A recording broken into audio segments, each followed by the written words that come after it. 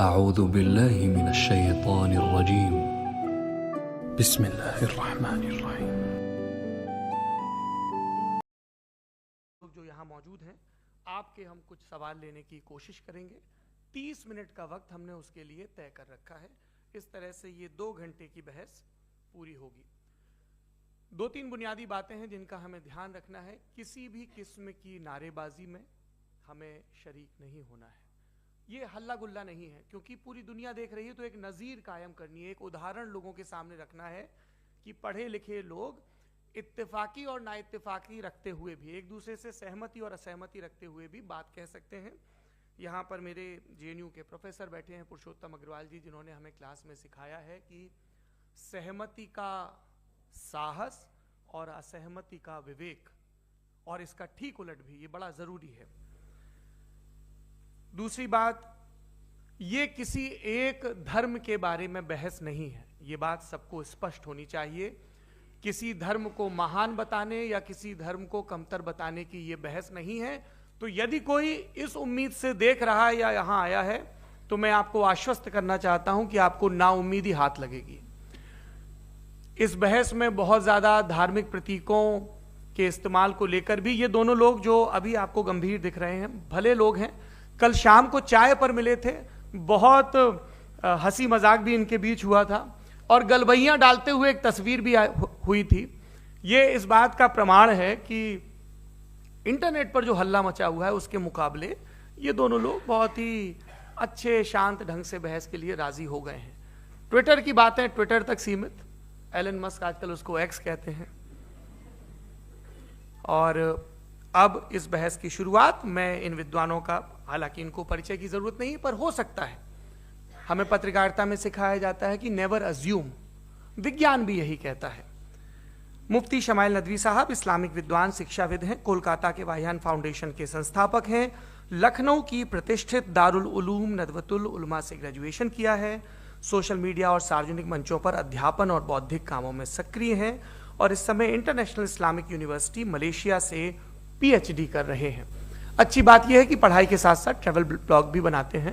Petronas tower के सामने का ब्लॉग हमने देखा। हमारे साथ जावेद अख्तर साहब हैं। जावेद अख्तर साहब कवि हैं, शायर हैं, गद्य भी लिखते हैं, फिल्मों के लिए संवाद लिखे हैं, गीत लिखे हैं। इससे इतर ये वैज्ञानिक सोच को लेकर या अपने डिक्लेयर्ड एथिज्म को लेकर भी मुखर रहते हैं और अपने तहीं रैशनैलिटी की बात करते हैं। देवियों और सज्जनों, डज गॉड एग्जिस्ट? इस सवाल का जवाब सब अपने अपने तहीं खोजने की कोशिश कर रहे हैं। कोई इसको गॉड डैम पार्टिकल की खोज बताता है, कोई गॉड पार्टिकल की खोज बताता है, कोई हिग्स बोसान की खोज बताता है, कोई ये सवाल जवाब तलाशने की कोशिश करता है कि मास एग्जिस्टेंस में आखिर आया कैसे, हुआ क्या था, सृष्टि के पहले, समय के पहले क्या था। और कोई ये कहता है कि ये सारी खोजें जिस मस्तिष्क में हो रही हैं प्रकृति के क्रम में, वो कैसे विकसित हुआ। मैं उम्मीद करता हूं कि हम आज इन बुनियादी सवालों के कुछ जवाब हासिल करने में कामयाब हूं। मैं सबसे पहले मंच पर आमंत्रित कर रहा हूं मुफ्ती शमाइल नदवी साहब को। आइए सर जी।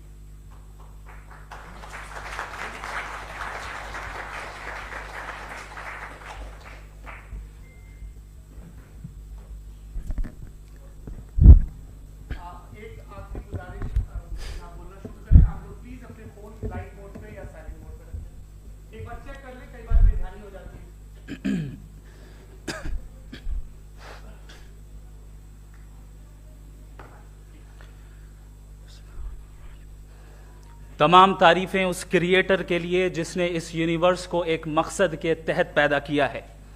रिस्पेक्टेड जनाब जावेद अख्तर साहब, मिस्टर सौरभ द्विवेदी, और respected audience, thank you all for being here today. आज की डिबेट में चूंकि हम बात करने वाले हैं डज गॉड एग्जिस्ट के टॉपिक पर, तो ये एक ऐसा टॉपिक है जिसके मुताल्लिक कोई भी डिसीजन लेने के लिए अलग अलग स्टैंडर्ड्स हो सकते हैं। लिहाजा डिबेट के शुरू में यह ज़रूरी है कि हम ये जान लें कि आज के इस टॉपिक में कौन सा स्टैंडर्ड सही होगा और कौन सा गलत होगा। सबसे पहला स्टैंडर्ड जिसे मैं समझता हूं कि हमारे रिस्पेक्टेड जनाब जावेद अख्तर साहब बड़ी तेजी के साथ उसकी तरफ लपकेंगे, वो है साइंस। जबकि साइंस दर हकीकत खुदा के एग्जिस्टेंस को डायरेक्टली साबित करने या उसके एग्जिस्टेंस को डिनाई करने के लिए स्टैंडर्ड नहीं बन सकती। और उसकी वजह क्या है, ये मैं नहीं कह रहा, ये वो लोग कह रहे हैं जो साइंस के एक्सपर्ट्स हैं। नेशनल एकेडमी ऑफ साइंस कहती है science doesn't have the processes to prove और disprove the existence of God. Why? क्योंकि साइंस का ताल्लुक एम्पेरिकल एविडेंस से है और एम्पेरिकल एविडेंसेस का ताल्लुक हमारे नेचुरल और फिजिकल वर्ल्ड से है, जबकि गॉड नॉन फिजिकल और सुपर नेचुरल रियलिटी है। लिहाजा नॉन फिजिकल रियलिटी को आप उस टूल के साथ नहीं चेक कर सकते जिसका काम फिजिकल रियलिटी को तलाश करना है। लिहाजा आज इस डिबेट में गॉड की एग्जिस्टेंस को साबित करने या उसे डिनाई करने में साइंटिफिक एविडेंस को एक्सेप्ट नहीं किया जाएगा। दूसरा स्टैंडर्ड हो सकता है रेविलेशन, कि रेविलेशन के जरिए हम यह साबित करें कि गॉड एग्जिस्ट करता है या नहीं। लेकिन यह स्टैंडर्ड भी आज इररेलेवेंट है। क्यों? क्योंकि रेविलेशन मेरे नजदीक सोर्स ऑफ नॉलेज है, वैलिड सोर्स ऑफ नॉलेज है, लेकिन हमारे जावेद अख्तर साहब के नजदीक यह वैलिड सोर्स ऑफ नॉलेज नहीं है। लिहाजा आज की डिबेट में मैं एक भी एविडेंस किसी भी मजहबी स्क्रिप्चर से नहीं दूंगा ताकि जावेद अख्तर साहब के लिए वो अनएक्सेप्टेबल ना हो। तीसरा जो मेयार हो सकता है वो है ऑब्जर्वेशन, कि भाई कोई कहे कि हमें खुदा दिखाओ, अगर है तो दिखाओ, या ये कि खुदा के एग्जिस्टेंस पर एम्पेरिकल एविडेंस दो, तो ये है दर हकीकत गलत टूल का इस्तेमाल करना। ये ऐसा ही है कि जावेद साहब मुझसे ये मुतालबा करें कि मुफ्ती साहब आप मेटल डिटेक्टर के जरिए प्लास्टिक डिटेक्ट करके दिखाएं। अब चूंकि प्लास्टिक डिटेक्ट नहीं हो पा रही है लिहाजा plastic does not exist. No, you are using the wrong tool. इस टूल से प्लास्टिक को डिटेक्ट नहीं किया जाता। लिहाजा मैं समझता हूं कि गॉड के एग्जिस्टेंस पर एम्पेरिकल एविडेंस का मुतालबा करना एक बचकाना मुतालबा है और हमारे रिस्पेक्टेड जनाब जावेद अख्तर साहब इस स्टेज से अब बहुत आगे निकल चुके हैं। अब बचता है एक ही स्टैंडर्ड और वो स्टैंडर्ड है अक्ल, लॉजिक, रीजनिंग। और यही वो स्टैंडर्ड है जिसके तहत गॉड की एग्जिस्टेंस को साबित किया जाएगा या गॉड की एग्जिस्टेंस को डिनाई किया जाएगा। लेकिन चूंकि ये बहुत इंपॉर्टेंट और सेंसिटिव टॉपिक है, इसलिए लॉजिकल आर्ग्यूमेंट भी ऐसा होना चाहिए जो डेफिनेटिव हो, इनडेफिनेटिव ना हो, जो 2 और 2 4 की तरह बिल्कुल वाजे हो, जिसे लॉजिकली रिजेक्ट करना पॉसिबल नहीं हो। फॉर एग्जाम्पल हम कहें हमारे रिस्पेक्टेड मिस्टर सौरभ साहब, ये एक इंसान है और तमाम इंसान कॉन्शियस बीइंग है, लिहाजा नतीजा क्या निकला, हमारे सौरभ साहब भी कॉन्शियस बीइंग है। क्या ये इनडेफिनेट आर्ग्यूमेंट है या डेफिनेट आर्ग्यूमेंट है? ये डेफिनेट आर्ग्यूमेंट है। ये 2 और 2 की तरह वाजे है, इसमें किसी तरह जो है लॉजिकली इसको रिजेक्ट नहीं किया जा सकता। तो अगर आज हमारे जावेद अख्तर साहब ऐसी कोई अकली दलील और लॉजिकल एविडेंस दें खुदा के ना होने पर जो डेफिनेट भी हो, तो मैं ये ऐलान करता हूं कि यकीनन मैं उस एविडेंस को कबूल करूंगा और उस पर गौर करूंगा। लेकिन साथ में यह भी ऐलान कर देता हूं प्रेडिक्शन के तौर पर कि ऐसा कोई डेफिनेट आर्ग्यूमेंट कोई नहीं पेश कर सकता। दलील हम देंगे और डेफिनेटिव दलील देंगे, लॉजिकल दलील देंगे, ऐसी दलील देंगे जो एंटायर एथिस्टिक वर्ल्ड उसे रेफ्यूट नहीं कर सकती। चलें अब हम एक एग्जाम्पल सोचते हैं, एक सिनेरियो, सिंपल सिनेरियो, तमाम ऑडियंस से गुजारिश है, हम और आप एक आइसोलेटेड आइलैंड पर हैं, ऐसा आइलैंड जहां पे हमसे पहले कोई कभी नहीं गया। चलते चलते आपके सामने अचानक आपने देखा एक पिंक कलर की बॉल पड़ी हुई है। सबसे पहला सवाल आपके जहन में क्या आएगा कि ये बॉल यहां क्यों आई, कैसे आई, ये पिंक कलर की ही क्यों है, कोई और कलर भी हो सकता था, ये इसी शेप में क्यों है, कोई और शेप भी हो सकता था। नेचुरली आप इस तरफ पहुंचेंगे कि कोई ना कोई है जिसने इन स्पेसिफिक प्रॉपर्टीज के साथ इस बॉल को बनाया है और यहां पे रखा है। चूंकि आप जानते हैं कि ये जो बॉल है इसका एग्जिस्ट करना जरूरी नहीं है, ये एग्जिस्ट कर भी सकती थी, नहीं भी कर सकती थी, और एग्जिस्ट करना ही था तो किसी और फॉर्म में करती, किसी और कलर में करती। अब आप इस बॉल को एक्सपैंड करते चले जाएं, एक्सपैंड करते चले जाएं, एक्सपैंड करते चले जाएं, यहां तक कि ये बॉल यूनिवर्स के साइज की हो जाए। बताइए कि क्या साइज के बढ़ जाने से सवाल बदल जाएगा? हरगिज नहीं बदलेगा। अभी भी सवाल रहेगा ये यूनिवर्स कहां से आया, इन स्पेसिफिक प्रॉपर्टीज के साथ कहां से आया, क्यों आया, किसने बनाया, ये सवाल उस वक्त भी वैलिड रहेगा। लेकिन ये सवाल अगर हम जनाब जावेद अख्तर साहब से करें तो चूंकि इनका वर्ल्ड व्यू एथिस्टिक है, और सिर्फ इनका नहीं, मतलब जितने भी एथिस्ट हैं और एथिस्टिक वर्ल्ड व्यू को रखने वाले से अगर आप ये सवाल करें कि ये यूनिवर्स कहां से आया, तो इनका जवाब या तो आर्ग्यूमेंट फ्रॉम इग्नोरेंस होगा या डॉगमेटिक होगा। या तो ये कहेंगे कि मुझे नहीं पता कि ये कहां से आया, लिहाजा गॉड डज नॉट एग्जिस्ट, ये आर्ग्यूमेंट फ्रॉम इग्नोरेंस है। या ये कहेंगे कि ये यूनिवर्स खुद ब खुद बन गया, इसका मतलब ये है कि उस बॉल को भी खुद ब खुद बन जाना चाहिए, लेकिन बॉल के ताल्लुक से ये एक्सप्लेनेशन एक्सेप्ट नहीं की जाएगी कि ये खुद ब खुद बन गई, लेकिन यूनिवर्स के ताल्लुक से कर दिया जाएगा। इसे हम दूसरे अल्फाज में डॉगमा भी कह सकते हैं। दूसरी चीज, हमारे जावेद अख्तर साहब जरूर गॉड ऑफ गैप्स की मिसाल भी जरूर देंगे, और मिसाल देंगे कि पहले जमाने में बिजलियां कड़कती थी तो लोगों ने किसी एक खुदा की तरफ, और बारिश होती थी तो दूसरे खुदा की तरफ मंसूब कर दिया, उनके पास दलील नहीं थी। यह हमारा वर्ल्ड व्यू है ही नहीं, यह हमारा वर्ल्ड व्यू है ही नहीं, क्योंकि नेचुरल फेनोमेना के प्रोसेस की इंटरप्रिटेशन को जान लेने से यह कहां से साबित हो गया कि गॉड एग्जिस्ट नहीं करता है। इस पर मैं इंशाअल्लाह अभी आगे बात करूंगा। आप हजरात ये भी देखेंगे, और मैं ये एक्सपेक्ट करता हूं कि हमारे रिस्पेक्टेड जनाब जावेद अख्तर साहब जरूर इमोशनल आर्ग्यूमेंट्स भी देंगे, जो कि एक लॉजिकल फेलेसी है जब बात आती है ट्रुथ को डिसाइड करने में। क्यों? मिसाल के तौर पर वो कहेंगे कि अगर गॉड है तो ईविल क्यों एग्जिस्ट करता है, जबकि मैं कहता हूं ईविल का एग्जिस्ट करना गॉड के एग्जिस्ट करने की दलील है, उसके खिलाफ नहीं है। चूंकि अगर गॉड है तो हम सब उसके सामने अकाउंटेबल हैं, और अगर हम अकाउंटेबल हैं तो अकाउंटेबिलिटी के लिए ईविल का मौजूद होना जरूरी है, उसके बगैर हम अकाउंटेबल नहीं हो सकते। और अगर हम अकाउंटेबल नहीं हैं तो हम जनाब जावेद अख्तर साहब से पूछेंगे कि आप बताएं कि फिर सफरिंग इस दुनिया में क्यों है? अगर खुदा नहीं है तो सफरिंग क्यों है? और उन लोगों के जज्बे का क्या जिनके अंदर सफरिंग के बाद इंतकाम लेने का जज्बा पाया जाता है और वो इस दुनिया से ऐसे ही चले गए, क्या उनकी सारी तकलीफें बेकार चली जाएंगी? अब आ जाएं उसी एग्जाम्पल की तरफ कि बॉल, मुझसे अगर कोई पूछे इस बॉल को किसने बनाया और या इस एक्सपेंडेड बॉल को किसने बनाया, मैं कहूंगा कि चूंकि ये यूनिवर्स और इस यूनिवर्स की तमाम चीजें कॉन्टिंजेंट हैं। कॉन्टिंजेंट होने का मतलब ये होता है कि जो अपने एग्जिस्टेंस पे किसी के ऊपर डिपेंड करती हो, तो जाहिर है ये यूनिवर्स कॉन्टिंजेंट है। और अगर कोई चीज कॉन्टिंजेंट नहीं है तो मैं रिक्वेस्ट करूंगा कि मुझे दिखा दें कि कौन सी चीज यूनिवर्स में कॉन्टिंजेंट नहीं है, हम भी जरा गौर कर लें और हम भी देख लें।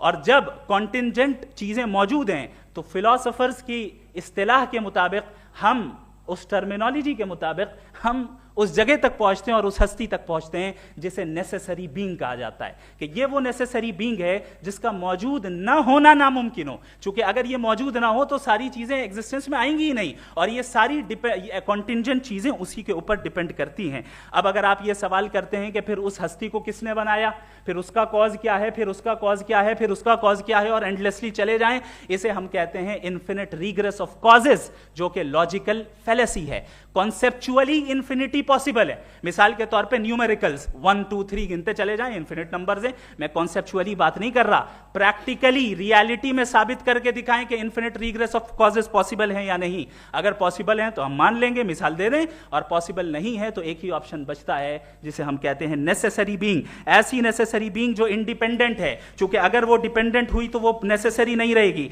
ऐसी इंडिपेंडेंट बीइंग जो इटर्नल है, अगर वो इटर्नल नहीं होगी, उसकी बिगिनिंग होगी तो वो खुद कॉन्टिंजेंट है। ऐसी बीइंग जो पावरफुल है, क्योंकि कॉन्टिंजेंट को एक्चुअलाइज करने के लिए पावर चाहिए। ऐसी बीइंग जो इंटेलिजेंट है और नॉलेजेबल है, क्योंकि ये यूनिवर्स स्पेसिफिक फॉर्म और स्पेसिफिक लॉज ऑफ नेचर के तहत प्रिसाइजली चल रहा है। Thank you. थैंक यू मुफ्ती साहब।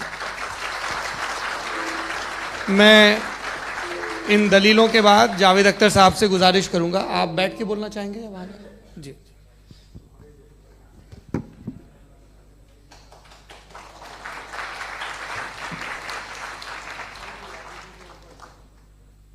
पहले तो मैं मुफ्ती साहब को एक अच्छी खबर देना चाहूँगा कि मेरी नॉलेज साइंस के बारे में बड़ी मामूली है, तो आप फिक्र ना करें उसकी, लेकिन कुछ कॉमन सेंस है मुझ में।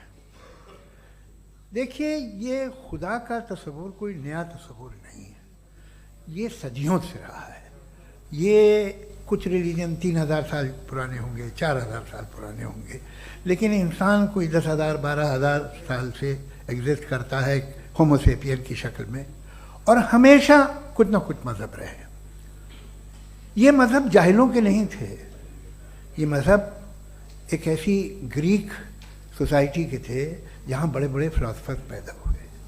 ये मज़हब इजिप्शियंस के थे जिन्होंने पिरामिड्स बनाए थे। ये रोमन्स के थे कि जिनका आर्किटेक्चर और सेनेट यानी पहली बुनियाद डेमोक्रेसी की लिमिटेड थी मगर डेमोक्रेसी थी, ये उन लोगों ने किए थे। तो इनका जो जुपिटर था, रा था, ज़्यूस था, उन्हें उस पर इतना ही एतमाद था जितना आज किसी मजहबी आदमी को अपने खुदा पे होगा। क्रिश्चियनिटी आने से पहले यूरोप में एक मज़हब था जर्मेनिक रिलीजन।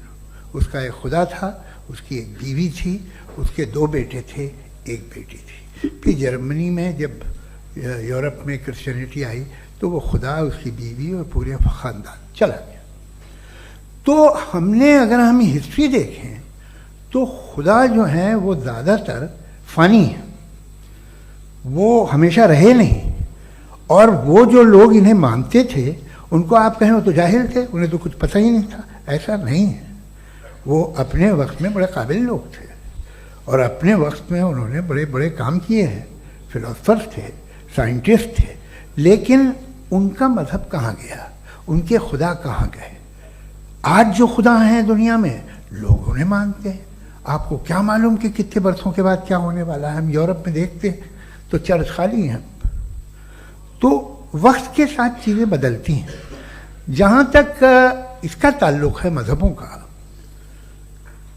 हर मज़हब आपसे एक चीज़ मांगता है, फेथ। ये फेथ क्या चीज़ होती है? What is the difference between faith and belief? ये तो बहुत ही अहमकाना बात होगी कि कोई आदमी कहे साहब अगर खुदा है तो मुझे दिखाइए। ये तो जाहिलाना बात हुई। मैंने तो नॉर्थ पोल नहीं देखा है मगर मैं मानता हूँ कि नॉर्थ पोल है। मैं क्यों मानता हूँ? इसलिए कि अगर ये दुनिया राउंड है तो उसका कोई टॉप होगा। कुछ लोग हैं जो वहाँ गए भी हैं, कॉमन सेंस कहता है कि ऐसा होगा, सबूत है, गवाह है, रीज़न है। तो ये मेरा फेथ नहीं है। तो फेथ में और बिलीफ में डिफरेंस क्या है? जो मजहब मांगता है आपसे, हर मजहब फेथ मांगता है। फेथ का मतलब ये है कि ना कोई गवाह हो, ना कोई सबूत हो, ना कोई रैशनल हो, ना कोई लॉजिक हो, ना कोई प्रूफ हो, मगर तुम एक बात को मानो। ये है फेथ। वरना बिलीफ होता। अगर इसमें कुछ भी सबूत होते, गवाह होते, तो फिर इसे आप बिलीफ कहते हैं। जैसे मेरा बिलीफ है कि नॉर्थ पोल है, मेरा फेथ थोड़ी है। फेथ इन तमाम शर्तों को रद्द करता है। तो फिर स्टुपिडिटी क्या है? अगर मैं एक बात ऐसी मानूं जिसकी ना कोई लॉजिक है, ना कोई रैशनल है, ना कोई प्रूफ है, ना कोई गवाह है, ना कोई सबूत है, और मैं उसे मानूं, तो ये स्टुपिडिटी हुई। इसे ही भाई कल को मैं यकीन कर लूं कि एलॉन मस्क जो है मेरा भाई है, तो मुझे इंतहाई खुशी होगी, सुकून भी बहुत मिलेगा मुझे। लेकिन और कहे भाई क्यों मानते हो, क्या सबूत है? भाई वो तो अमेरिकन है और तुम तो इंडियन हो, वो तो नस्ल अलग है, तुम्हें कभी मिले भी नहीं। साहब देखिए मेरा फेथ है, इस पर बात ना किया। फेथ का मतलब ही यह है कि आप प्रूव नहीं कर सकते। अगर आप प्रूव कर सकते हो तो फेथ की जरूरत ही नहीं, फिर तो आप बात करेंगे, आप कितनी बहस कर लीजिए। अल्टीमेटली दुनिया का हर मजहब फेथ पे टिका है, और फेथ का मतलब है एक ऐसा यकीन जिसका कोई सबूत, कोई गवाह, कोई रैशनल नहीं। अब आप ये कहें, क्या आप ये क्यों कह रहे हैं कि साहब ये कायनात किसने बनाई? कमाल ये है कि आपने बताया कि एक आइलैंड पे गए और एक बॉल देखी। आपने ये नहीं कहा कि आइलैंड किसने बनाया, आपको सिर्फ बॉल पे हैरत हुई।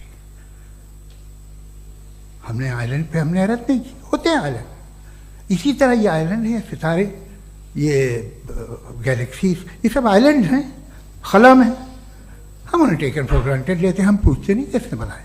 आपने जजीरे के बारे में भी नहीं पूछा है। मेरी पैदाइश कैसे हुई? क्या मैं प्लान्ड पैदा हुआ था? I was plan to be born. या एक लकी स्पर्म था जो किसी एग से चिपक गया। मेरी पैदाइश रैंडम। और इंसाफ जिसे आप कहते हैं, इंसाफ का तो नेचर से कोई वास्ता ही नहीं है। जो आप कहते हैं कि एक दिन इंसाफ मिलेगा, इंसाफ is a human concept, nature में कोई इंसाफ नहीं। अगर शेर हिरन को खा जाता है तो उसे कोई सजा नहीं मिलती। अगर एक आंधी आती है और हरे भरे पेड़ों को उखाड़ के फेंक देती है तो आंधियों की जेल नहीं होती है। नेचर में इंसाफ नहीं, इसलिए मुझे नेचर को इंसाफ की जरूरत भी नहीं। नेचर तमाम एक है।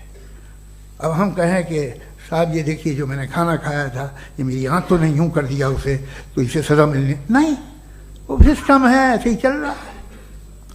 नेचर बगैर इंसाफ के है। इंसाफ इज अ ह्यूमन कॉन्सेप्ट।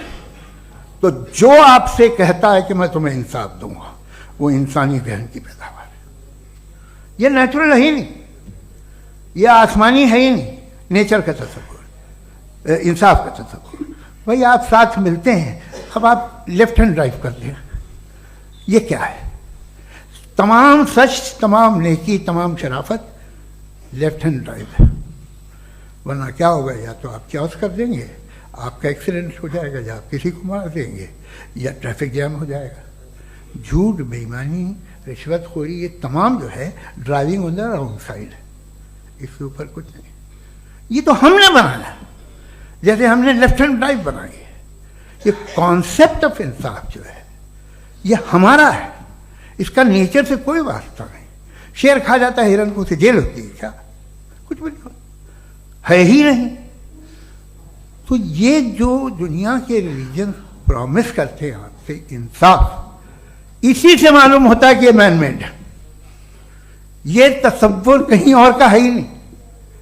जो नेचर है, कुछ लोग कहते हैं नेचर ही खुदा है, तो नेचर में तो इंसाफ नहीं कहीं। और आप वादा कर रहे हैं कि तुम्हें मरने के बाद इंसाफ मिलेगा। मुझे अगर मिलेगा तो मैं बहुत खुश हूँगा, लेकिन मैं यकीन नहीं कर पाता हूँ, इसलिए कि मैं फेथ नहीं पैदा कर सकता। The very fact that religions demand faith, इसका मतलब है कि उनके पास जस्टिफिकेशन नहीं है। अच्छा था, फिर रिलीजन अगर मॉडरेशन में है, कोई सा भी नहीं, वो आप में कुछ खूबियाँ भी पैदा करता होगा, देखिए उससे ये फ़ायदा है, वो फ़ायदा है। अल्कोहल जो है वो ज़्यादातर दवाओं में यूज़ होती है, और एक सर्वे किया गया था अमेरिका में कि लॉन्जिटिविटी किन लोगों की है। तो एक तरफ वो लोग थे जो शराब पीते ही नहीं थे, और एक तरफ वो थे जो एक बोतल शराब रोज़ पीते थे। सबसे ज़्यादा लंबी उम्र उनकी है जो 2 पैक नाप के शराब पीते और खाना खाते हैं। मगर हम शराब को बुरा समझते हैं, मैं भी बुरा समझता हूँ। क्यों? ऐसा होता नहीं। कुछ चीज़ों में आदत होती है कि वो बढ़ती है। आज तक में एक आदमी दूध पीता है, आप 10 साल बाद भी मिलेंगे तो एक ही गिलास पीता होगा। ऐसा नहीं होता, सुबह से दूध पीता रहता है। मिल्कोहलिक मैंने नहीं देखे, अल्कोहलिक होते हैं। ये टेंडेंसी है मजहब की कि वो बढ़ता है, जैसे कैंसर बढ़ता है, जैसे शराब बढ़ती है।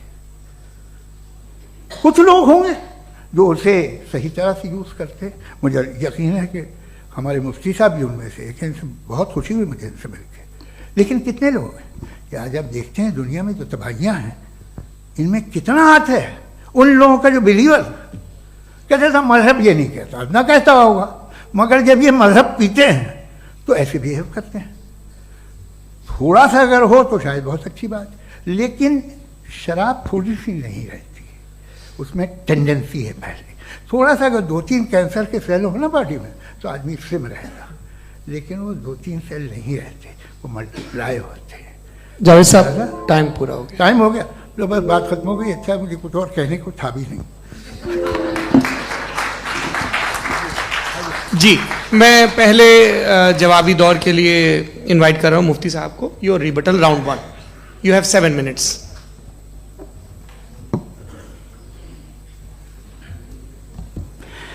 Thank you very much Javed साहब। आपकी बात को सुनकर बड़े महजूज हुए हम लोग। महजूज, do you understand? We enjoyed.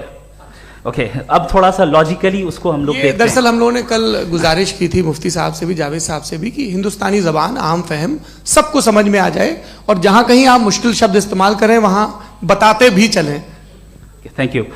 तो सबसे पहले हमारे रिस्पेक्टेड जावेद साहब ने हवाला दिया कि खुदा फानी है। कितने मजहब आगे चले गए, किसी ने जुपिटर को खुदा माना, किसी ने किसी को माना। मैं कहता हूं जिसने कॉन्टिंजेंट चीज को खुदा माना, गलत माना, वो खुदा ही नहीं, वो खुदा ही नहीं है। हम तो नेसेसरी बीइंग को साबित करने बैठे हैं, वो नेसेसरी कॉज जो इटरनल है, जो अबदी भी है और अजली भी है। हम किसी और को साबित करने नहीं बैठे। दूसरी चीज उन्होंने कहा कि फेथ एंड बिलीफ, ये एक ऐसी डेफिनेशन है फेथ की जो इन्होंने पहली मर्तबा पेश की है, या माफ कीजिएगा इन्होंने पहली मर्तबा पेश नहीं की है, रिचर्ड डॉकिंस ने पहली मर्तबा पेश की है। मुझे मालूम है ये सोर्स कहां से है। एपिस्टेमोलॉजिकली फेथ और बिलीफ का फर्क आप इस तरह नहीं कर सकते सर। फेथ सही भी होता है, गलत भी होता है, बिलीफ सही भी होता है, गलत भी होता है। जो लॉजिक, रीजन और एविडेंस से बैक्ड होगा वो फेथ सही होगा। और आप जिस फेथ की बात कर रहे हैं कि इलॉजिकल है और उसके पीछे नहीं है, तो we are on the same page.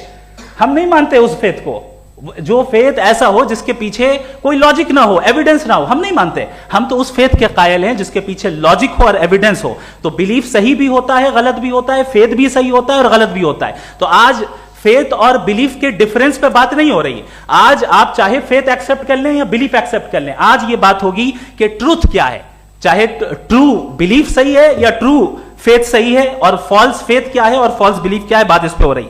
दूसरी चीज इन्होंने पूछा स्टुपिडिटी फिर क्या है।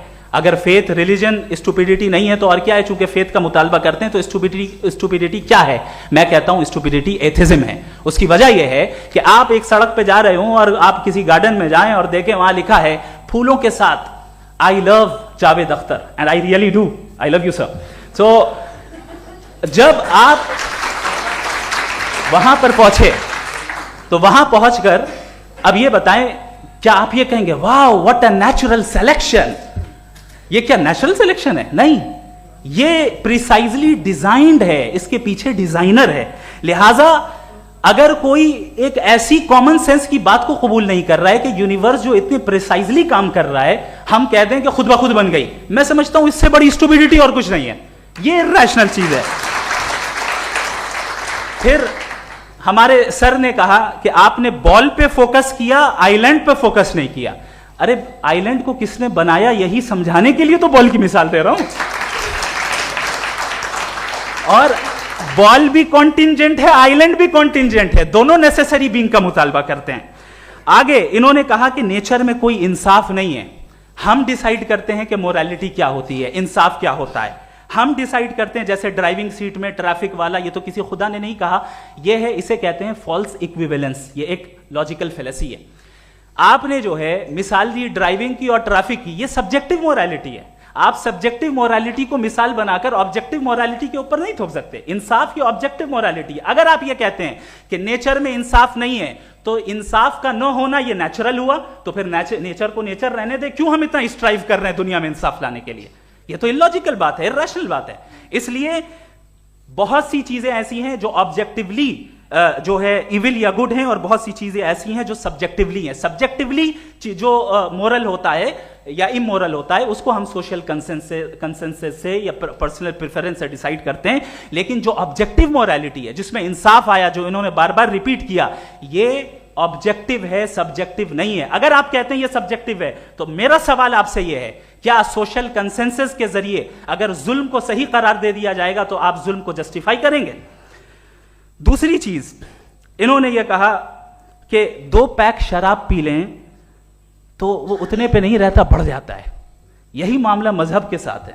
2 पैक आप पी लें बढ़ेगा, तो ये एक ऐसी मिसाल है, इसको कहीं भी फिट कर लें कि आप एथिज्म पे जब फिट करें, जब आप 2 पैक एथिज्म का लेंगे ना तो वो बढ़ बढ़ के नॉर्थ कोरिया बनेगा। Thank you.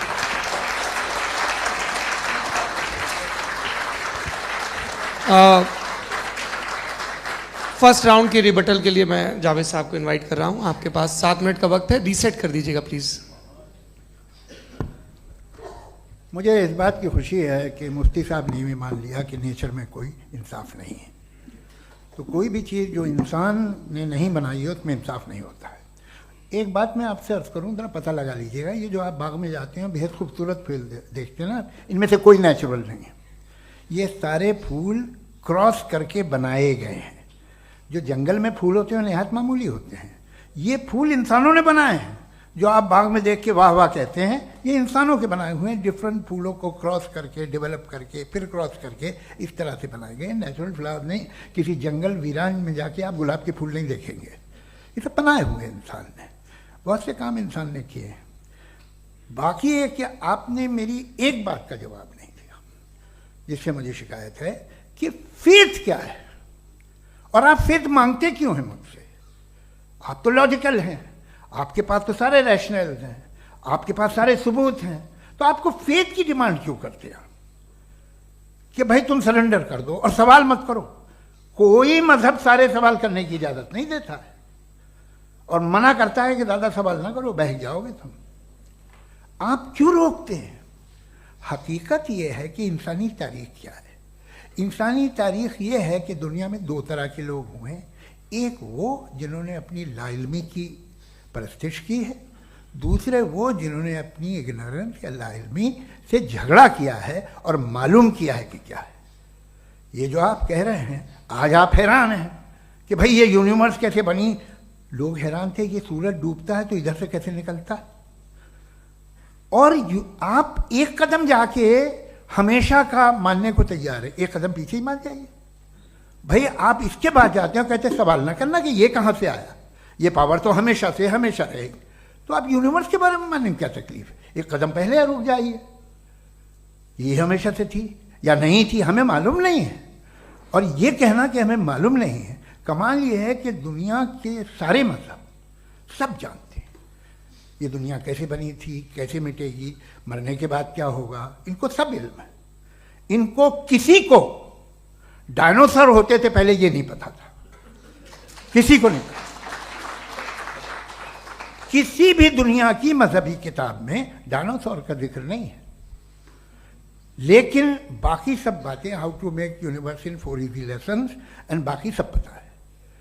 जिसको सब पता है वो गड़बड़ है।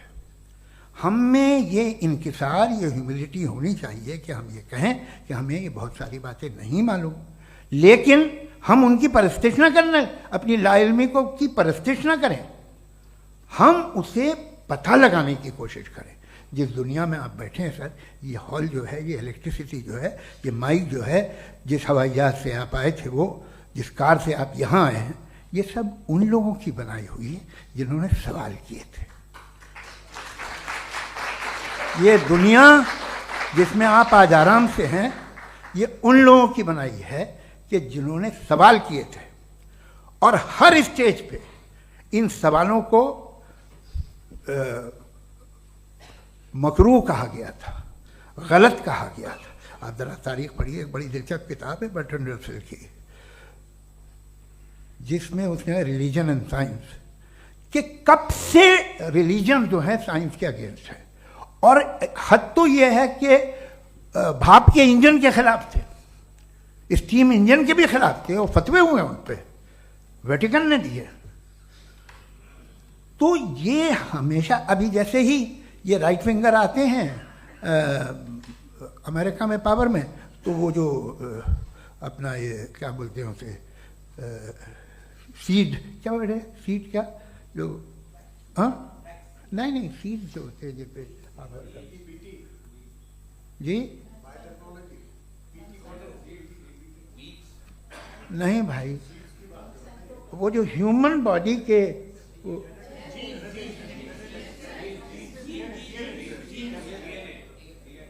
उस पर रिसर्च बंद हो जाती है, रिपब्लिकन नहीं करने देते। अरे भाई इतना डर क्या है तुम्हें?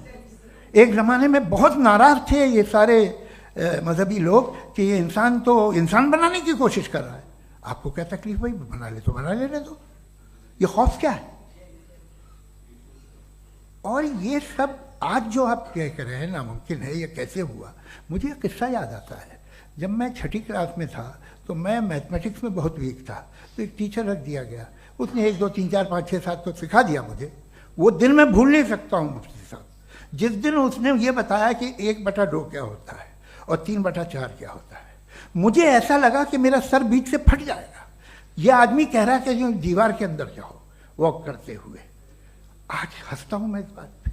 तो आज जो बातें आपके जहन से बिल्कुल परे हैं और आप हैरान होते हो उन्हें देख के, एक वक्त आएगा कि मामूली लगेंगे। और हुआ है, आपकी इंसानी तारीख ही है।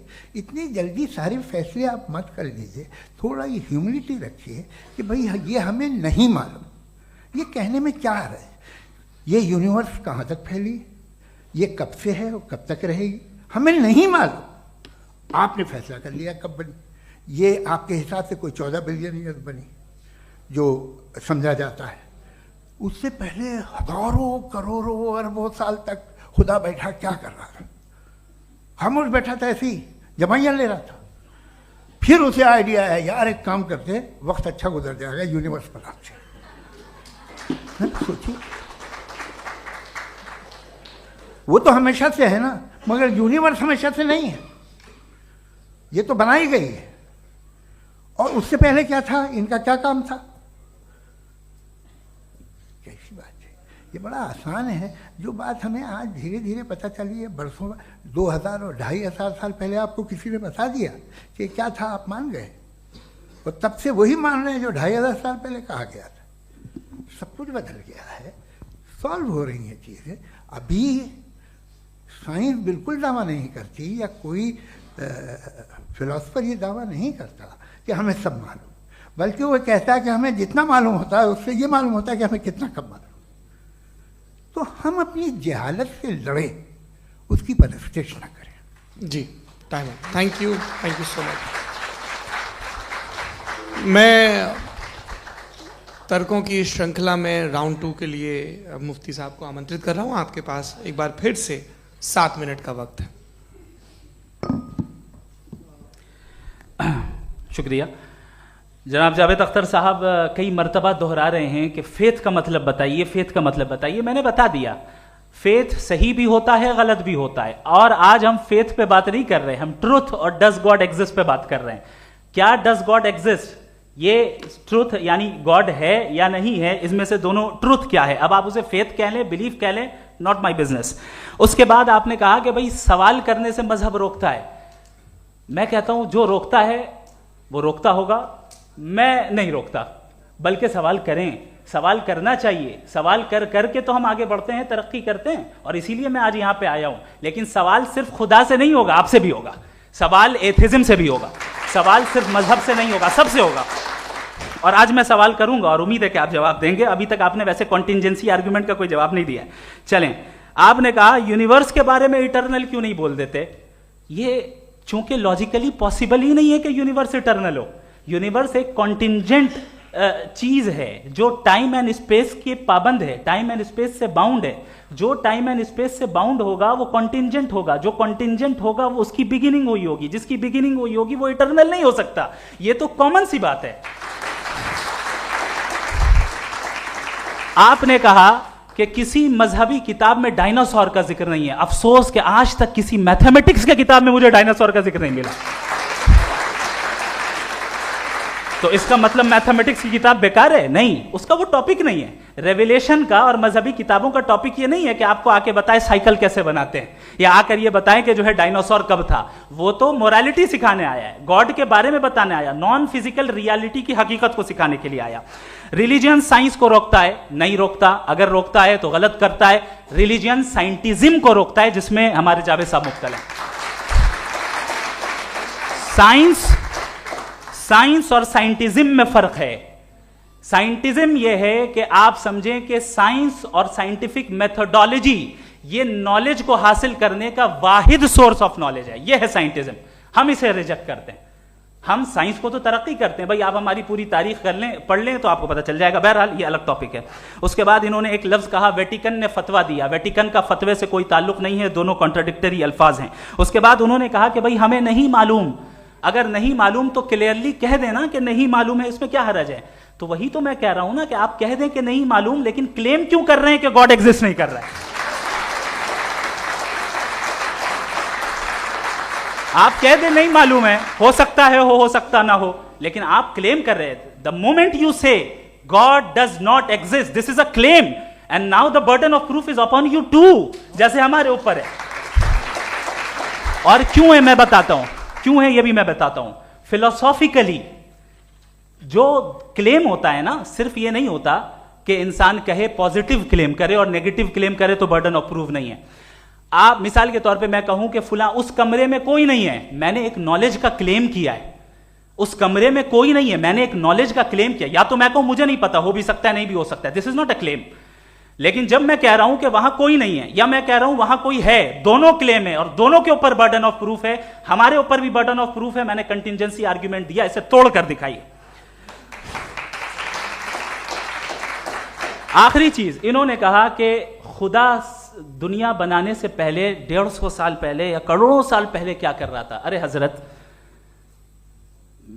चलें, बहरहाल मैं जवाब दे देता हूं, आप हमारे रिस्पेक्टेड पर्सनालिटी हैं, अगर आप नहीं होते तो मैं इसे एंटरटेन ही नहीं करता।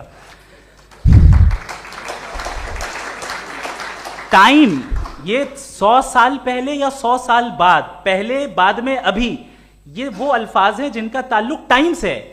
टाइम शुरू ही हुआ है यूनिवर्स की बिगिनिंग के बाद, तो उसके पहले खुदा क्या कर रहा था, सवाल इलॉजिकल है, ये फेलेसी है। यानी आप ये कह रहे हैं कि यूनिवर्स के बनने से पहले खुदा क्या कर रहा था, टाइम के बनने से पहले, पहले का ताल्लुक टाइम से, टाइम उस वक्त था ही नहीं, तो ये सवाल ही इनवैलिड है खुदा के ताल्लुक से। दूसरी चीज, आर्ग्यूमेंट ऑफ कंटिजेंसी जो मैंने आपके सामने पेश की है, आपने बार बार ये प्रूफ किया और ये कह रहे हैं कि गॉड ऑफ गैप्स। देखिए, पहले नहीं मालूम था, साइंस ने कर दिया। सिंपल की मिसाल से मैं समझा देता हूं। जिस गैप्स की आप बात कर रहे हैं ना, साइंस उन गैप्स को जिन चीज के जरिए भी प्रूव करेगा वो कॉन्टिंजेंट ही होगा, अब चाहे वो फोर्स हो, मैटर हो या एनर्जी हो।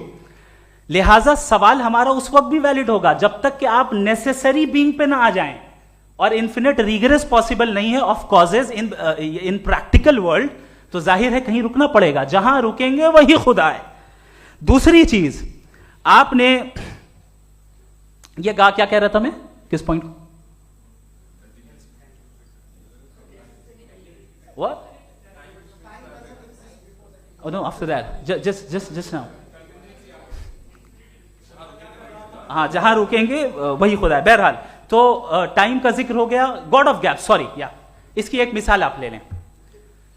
एक कार है, एक साहब ने देखा कि भाई कार जो है उसके व्हील्स कितने अच्छे लगे हुए हैं, सही जगह पे, स्टीयरिंग जो है कितने अच्छे जगह पे लगी हुई है, और सीट्स कितने वेल डिजाइंड है, कितनी प्रिसाइजली ये कार काम कर रही है, तो जरूर कोई ना कोई इसे क्रिएट किया है, किसी ने क्रिएट किया है। अब जावेद साहब आए और कहे, अरे जनाब बोनेट खोलिए, इसमें इंजन है, इंजन इस कार को चला रहा है, hence prove no one has created the car. This is illogical, this is irrational.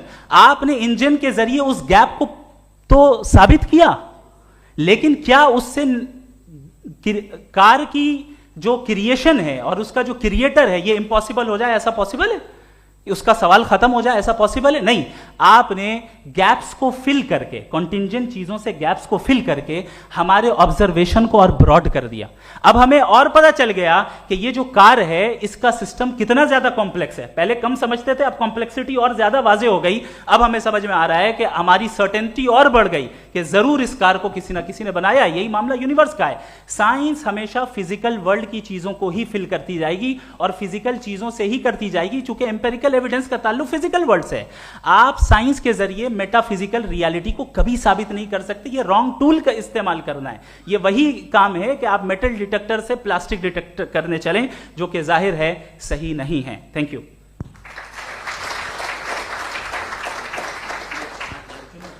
जी, ये आर्ग्यूमेंट का राउंड 2 है। हाँ। 7 मिनट है। पहले तो मैं आपसे अर्ज करूं कि आपने कहा कि जब कायनात ही नहीं थी तो वक्त भी नहीं था, कुछ भी नहीं था।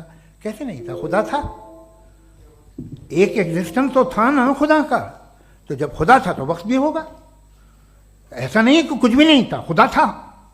अच्छा, बाकी एक आपने कहा साहब आप साबित कीजिए, आपके पास भी लॉजिक है या मेरे पास भी लॉजिक है। आप मेरा जिम्मेदारी नहीं है साबित करना कि खुदा है। बर्टन रसल ने एक बड़ी अच्छी बात कही। बर्टन रसल ने एक बड़ी अच्छी बात कही है। मैं आपसे अगर ये दावा करूं कि एक चाय की केतली मरीख के चारों तरफ घूम रही है, मार्स के चारों तरफ, तो ये आपका काम नहीं है कि आप साबित करें कि कोई चाय की केतली नहीं है। ये मेरा काम है, मैंने दावा किया है।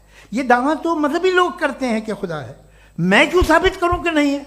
जब तक आप मुझे कन्विंस नहीं कर देंगे मैं नहीं मानूंगा। आपकी जिम्मेदारी है, मेरी जिम्मेदारी नहीं है। दोयम ये कि ये जो आप कह रहे हैं, जो गैप्स हैं, ये गैप जब जब किसी मजहब को चैलेंज करते हैं, जब ऐसा कोई बात आती है तो हंगामा हो जाता है कि जब वो चैलेंज करें किसी फेथ को। ये तमाम साइंस जो है इसे मुख्तलिफ जगहों पे मुख्तलिफ वक्तों में मजहब ने रोकने की कोशिश की है। ये किताब है religion and science Burton Russell की, पढ़िएगा, अच्छी लगेगी आपको। तारीख ही है साइंस, मजहब की साइंस से उसका यही रिश्ता है। अच्छा, अब ये हम सोचें कि बहरहाल ये वजूद जो है मजहब और ये बिलीव इन गॉड इंसान को बेहतर बना देता है, तो एक काम कीजिए, हिंदुस्तान वर्ल्ड का नक्शा लीजिए और मार्क कीजिए कि रिलीजन कहाँ कहाँ ज़्यादा है, कहाँ कहाँ, चाहे वो लैटिन अमेरिका हो या मिडल ईस्ट हो या फार ईस्ट हो या हिंदुस्तान के वो इलाके जहाँ मजहबियत ज़्यादा है। रख दीजिए नक्शा अलग। अब दूसरा नक्शा कि कहाँ कहाँ नाइंसाफ़ी, रिप्रेशन, औरतों के हुकूक की पामाली, जुल्म, डिक्टेटरशिप कहाँ है, नक्शा एक ही होगा। तो आप मुझे बताएं कि जो इसका तरकीब इस्तेमाल क्या है, खुदा का तरकीब इस्तेमाल तो बताइए। आप छोटी सी दवा सड़क पे बेचते हैं, उसकी भी तरकीब इस्तेमाल बताते हैं। इसके इस्तेमाल से तो फायदा नहीं हुआ किसी को। जो सारे के सारे खराब मुल्क हैं, खराब समाज है, वो सारे जुल्म खुदा के नाम पे करते हैं। वो गलत करते हैं, सही करते हैं, मुझे क्या लेना देना उससे। इस्तेमाल से मालूम होता ना। एक विस्की की बोतल कभी शायद देखी हो आपने, लाल रंग की होती है, उस पर रोशनी और छपड़ा इंतहाई खूबसूरत लगती है, क्या बिगाड़ रही है किसी का? उसका इस्तेमाल गलत है, इसलिए आप उसे नापसंद करते हैं। इसका इस्तेमाल गलत है, इस तसव्वुर का इस्तेमाल ही गलत है और हमेशा से गलत हुआ है। आप देख लीजिए, इंसानी तारीख देख लीजिए, आज देख लीजिए, हिंदुस्तान देखिए, दुनिया देख लीजिए, क्या हो रहा है। इसे कैसे इस्तेमाल कर रहे हैं फेथ वाले लोग? क्या फेयर हैं, जस्ट हैं, जो अपने खुदाओं पे यकीन रखते हैं? वो किस तरह के लोग हैं? वो लोगों को इंसाफ देते हैं, वो बेहतर इंसान बने। तो इस दवा का फ़ायदा क्या है? चलो बहुत फ़ायदा हो रहा तो मैं इस्तेमाल कर लूँगा, मैं मुझे तो इस दवा का कोई फ़ायदा दिखता ही नहीं। मुझे तो ऐसा लगता, मैं एक और बात बताऊँ, अगर कोई आदमी मजहबी है और अच्छा आदमी है तो मैं उसकी बहुत इज्जत करता हूँ, इसलिए कि मेरा ख्याल है मजहबी आदमी का अच्छा होना मुझसे अच्छा होने से ज़्यादा मुश्किल है। भाई हर चीज़ की एक लिमिट है। आप इतना भाग सकते हैं, इतना नहीं भाग सकते, इतना वजन उठा सकते, इतना नहीं उठा सकते, इतना दूर देख सकते हैं, इतना दूर नहीं देख सकते। उसी तरह कॉमन सेंस कहता है कि आप में नेकी का भी एक कोटा होगा। अब आप अगर सुबह जाते हैं अपनी इबादत गाह और इबादत करते हैं, तो बाहर निकलते हैं तो आप तो यही महसूस करते हैं कि आपने एक बहुत अच्छा काम किया, आपकी नेकी का एक बहुत बड़ा कोटा खर्च हो गया जिससे किसी का कोई फ़ायदा नहीं हो। मैं तो नहीं जाता हूँ तो मुझे तो किसी को खाना खिलाना पड़ेगा, किसी बेवा की मदद करनी पड़ेगी, मैं अपना कोटा कैसे कंज्यूम करूँ? आप अपना कोटा, सारे मजहबी लोग इंतहाई यूजलेस कामों में यूज़ करते हैं। उसके बाद भी अगर आप में बच्ची है थोड़ी सी शराफत, तो भाई वाह क्या बात है।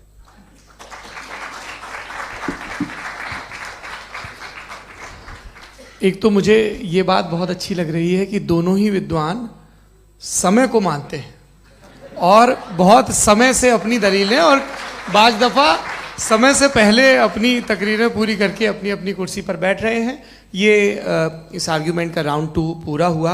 अब रिबटल का राउंड 2 है और उसके बाद क्रॉस एग्जामिनेशन होगा। नहीं, आपका आर्ग्यूमेंट हो गया सर। हमारे यहाँ स्कूल के सिलेबस में पंच परमेश्वर कहानी पढ़ाई जाती है, प्रेमचंद जी की लिखी हुई। आप निश्चिंत रहिए, आपके कोई राउंड में मिस नहीं होने दूंगा। रिबटल का राउंड 2 मुफ्ती शमाइल नदवी साहब।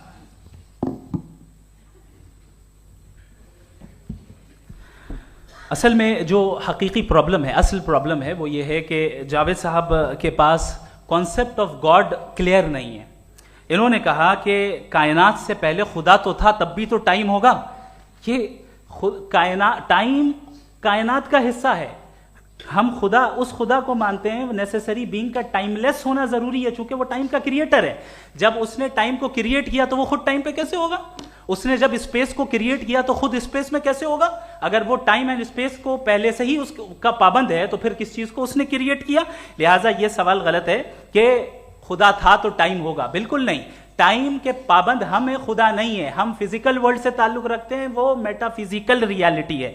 दूसरी चीज इन्होंने मिसाल दी कि चाय की केतली हवा में घूम रही होगी, और पता नहीं शायद वो बर्टन रसेल का उन्होंने हवाला दिया। बहरहाल यही प्रॉब्लम है। प्रॉब्लम यही है कि हम चीजों के दरमियान डिफरेंशिएट नहीं कर पाते हैं। ये जो आपने मिसाल दी ये इमेजिनेशन है, और मैं जो साबित कर रहा हूं वो लॉजिकल नेसेसिटी है।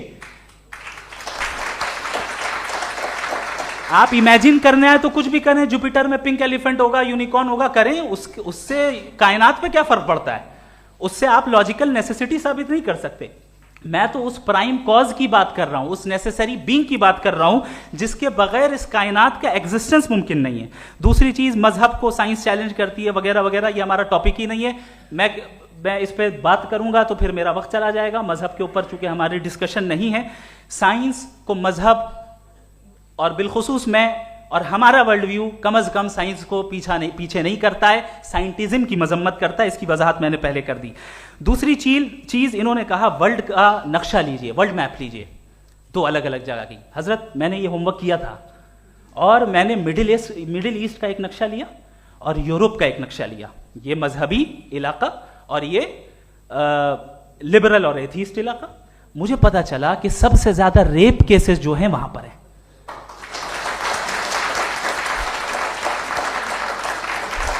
मुझे ये पता चला यूएन की रिपोर्ट के मुताबिक, मैं ये अपने घर से नहीं लेके आ रहा, कि जो वर्किंग वुमेन है यूरोपियन कंट्रीज में, उसमें 81% वुमेन सेक्सुअल हैरेसमेंट का वर्क में शुमार हो रही है। ये मिडिल ईस्ट में नहीं हो रहा है, वो मजहबी लोग हैं इसलिए नहीं हो रहा है। दूसरी चीज, आपने ये कहा कि मजहबी आदमी का अच्छा होना हमारे अच्छे होने से बहुत मुश्किल है, बहुत मुश्किल है। तो इसका मतलब यह है कि गॉड के अलावा आपके पास अच्छे और बुरे का कोई स्टैंडर्ड है। मैं चाहूंगा कि कन्वर्सेशनल स्टाइल वाली डिस्कशन और सेगमेंट पे इसी पे बात कर लेते हैं। Thank you very much.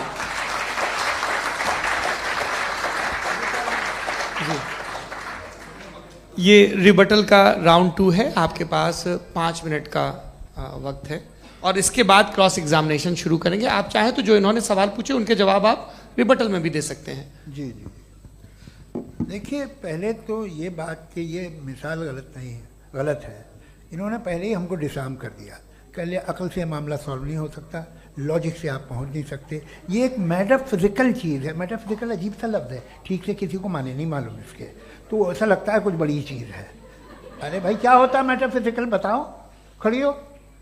ये एक लफ्ज़ है जो कहीं भी इस्तेमाल हो जाता है। जब आप एक बात कर रहे हैं और आप मुझसे बहस कर रहे हैं तो मुझे मेटाफिजिकल मत बताइए, आप लॉजिकली मुझे प्रूफ किए। और अगर लॉजिकली आप नहीं बात करते साहब ये मेटाफिजिकल है, तो फिर हम आप बात क्या कर रहे हैं? मेरा आपका किस ज़बान में कॉन्वर्सेशन होगा?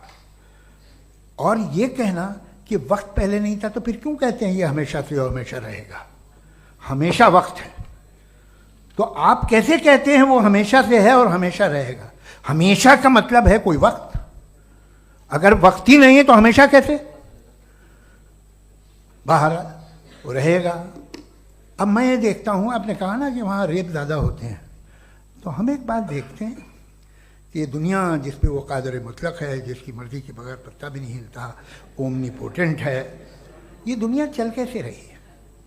और इस दुनिया का हाल क्या है? 45,000 बच्चे जो 10 साल की उम्र से कम थे वो गाजा में मरे।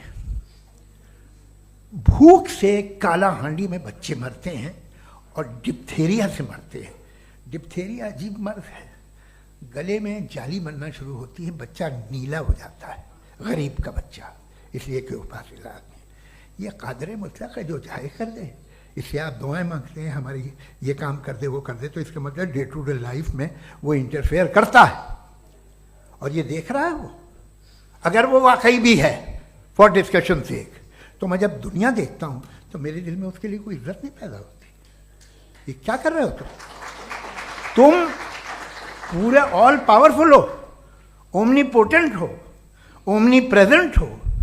तुम तो वहाँ गाजा में रहे होगे ना, तुम हर जगह हो। तुम देख रहे थे कि बच्चे की कैसे धज्जियाँ उड़ रही, तुम देख रहे थे। और तुम चाहते हो मैं तुम्हारी परस्तिश करूँगा, तुम हो भी। अरे यार, इससे अच्छे तो हमारे चीफ प्राइम मिनिस्टर हैं, कुछ तो ख्याल करते हैं। कमाल है। आप किसकी इबादत कर रहे हैं? अगर वो है भी, ये दुनिया नाइंसाफी से, जुल्म से, जबर से, तशद्दुद से भरी हुई। और आप ये मत कहिएगा कि वो देख रहा है और वो बताएगा एक दिन। अगर वो देख रहा है और इंटरफेयर नहीं करता तो आप दुआ क्यों मांगते? आप कहते हैं मेरा ये काम करा दे, इसके मतलब है वो दखल दे सकता है, वो आपको नौकरी दिलवा सकता है, भले दूसरे आदमी को न मिले, मगर आपका काम कर देगा चूंकि आपने दुआ मांगी है। तो जब वो आपको नौकरी दिला सकता है, लड़की की शादी कर सकता है, बेटे को ग्रीन कार्ड दिलवा सकता है, तो कम से कम ये जो मर रहे हैं बच्चे, इनको रोक दे, कुछ तो करे। मुझे तो दुनिया में, इस दुनिया का कोई मालिक है, इसका ओमनीपोटेंट कोई रूलर है, और ये दुनिया ऐसी चल रही है। मैं तो चाहूँगा कि भाई ना हो, अगर हो तो बड़ी शर्मिंदगी की बात है। शुक्रिया।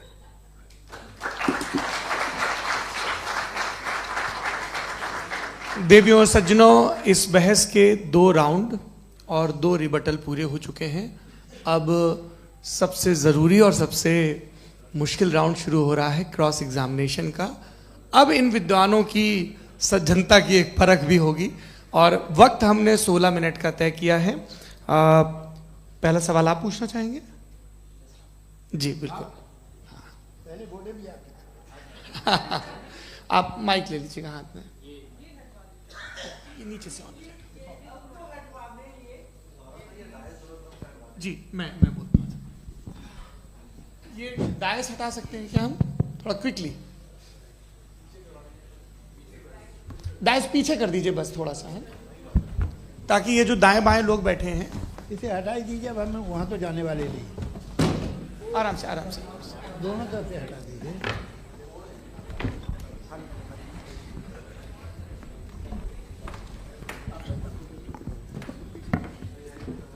इस बीच आप लोग भी अपने अपने सवाल तैयार कर लें।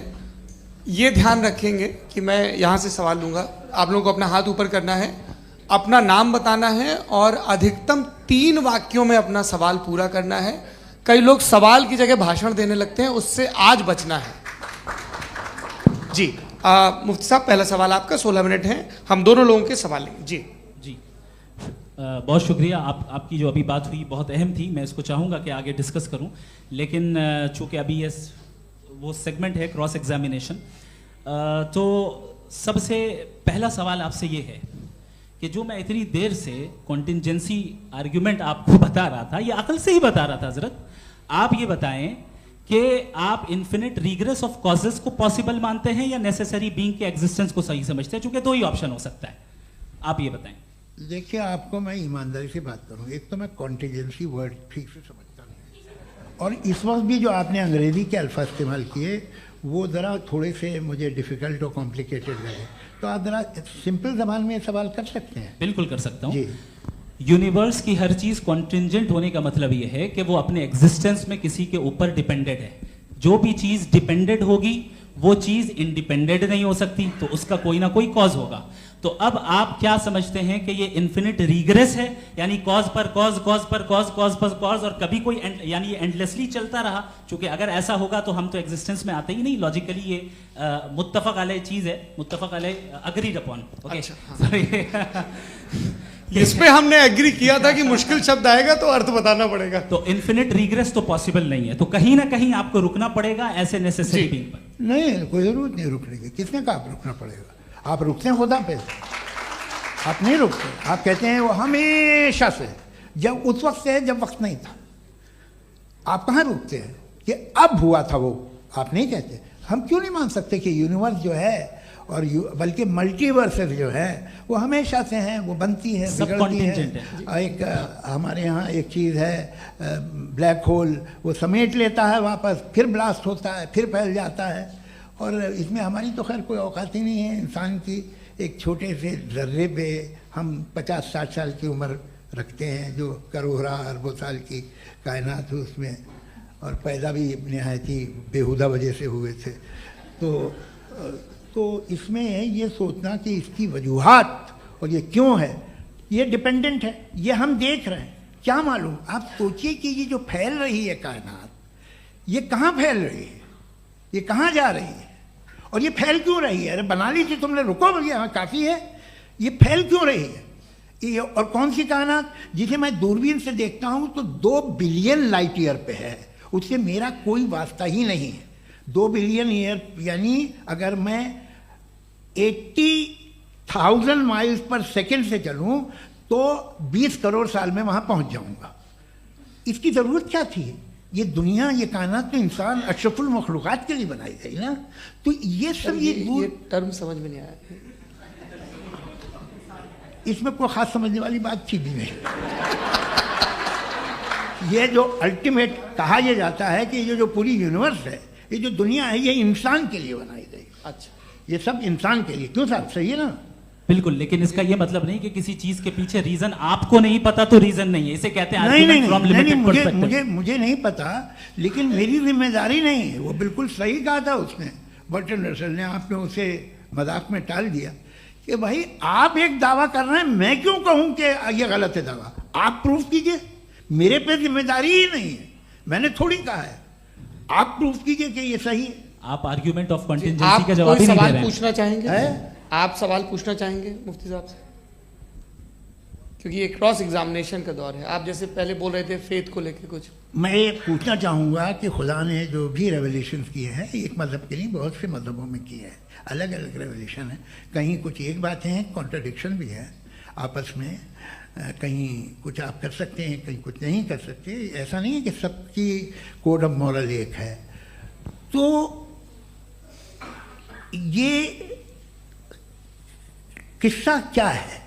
अब आप ये देखिए कि मुझे कभी कभी लगता है कि ये जो फुटबॉल फाइनल होता है, लाखों लोग होते हैं, फिर वो टीवी कवर करती, करोड़ों लोग, अगर उसमें खुदा की एक गूंगी आवाज़ आ जाती, मैं गॉड हूँ, तो सारे लोग अभी सुन लेते और टीवी पे भी सुन लेते, किस्सा खत्म होता। ये इतनी राजदारी क्या है कि तुम सामने कुछ तो सबूत दे दो हमें सॉलिड। ये कह साहब ये यूनिवर्स कैसे बनी, इससे मसला क्या हल होगा?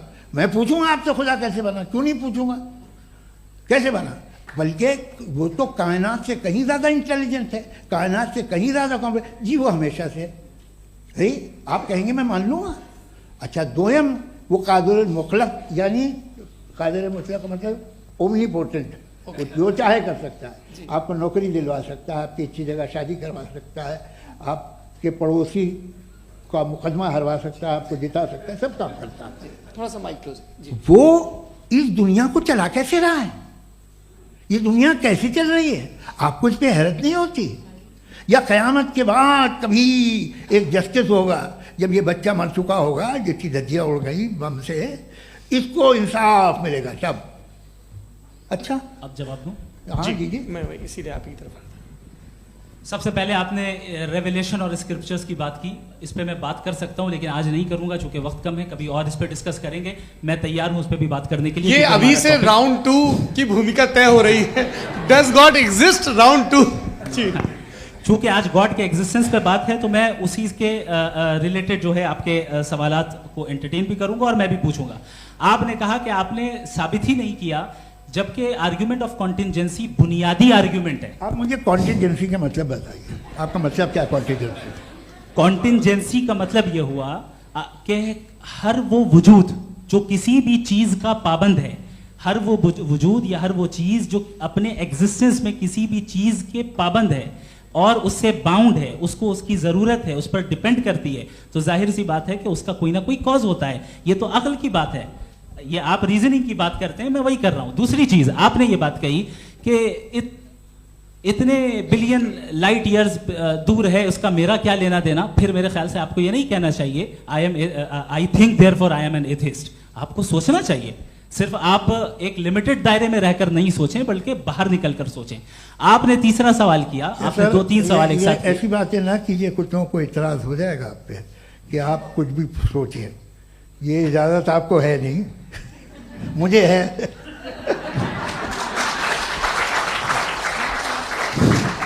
जी आपने प्रॉब्लम ऑफ इविल के ताल्लुक से सवाल किया और बार बार आप एक लफ्ज रिपीट कर रहे हैं कि ओमनीपोटेंट गॉड है, ऑल पावरफुल गॉड है।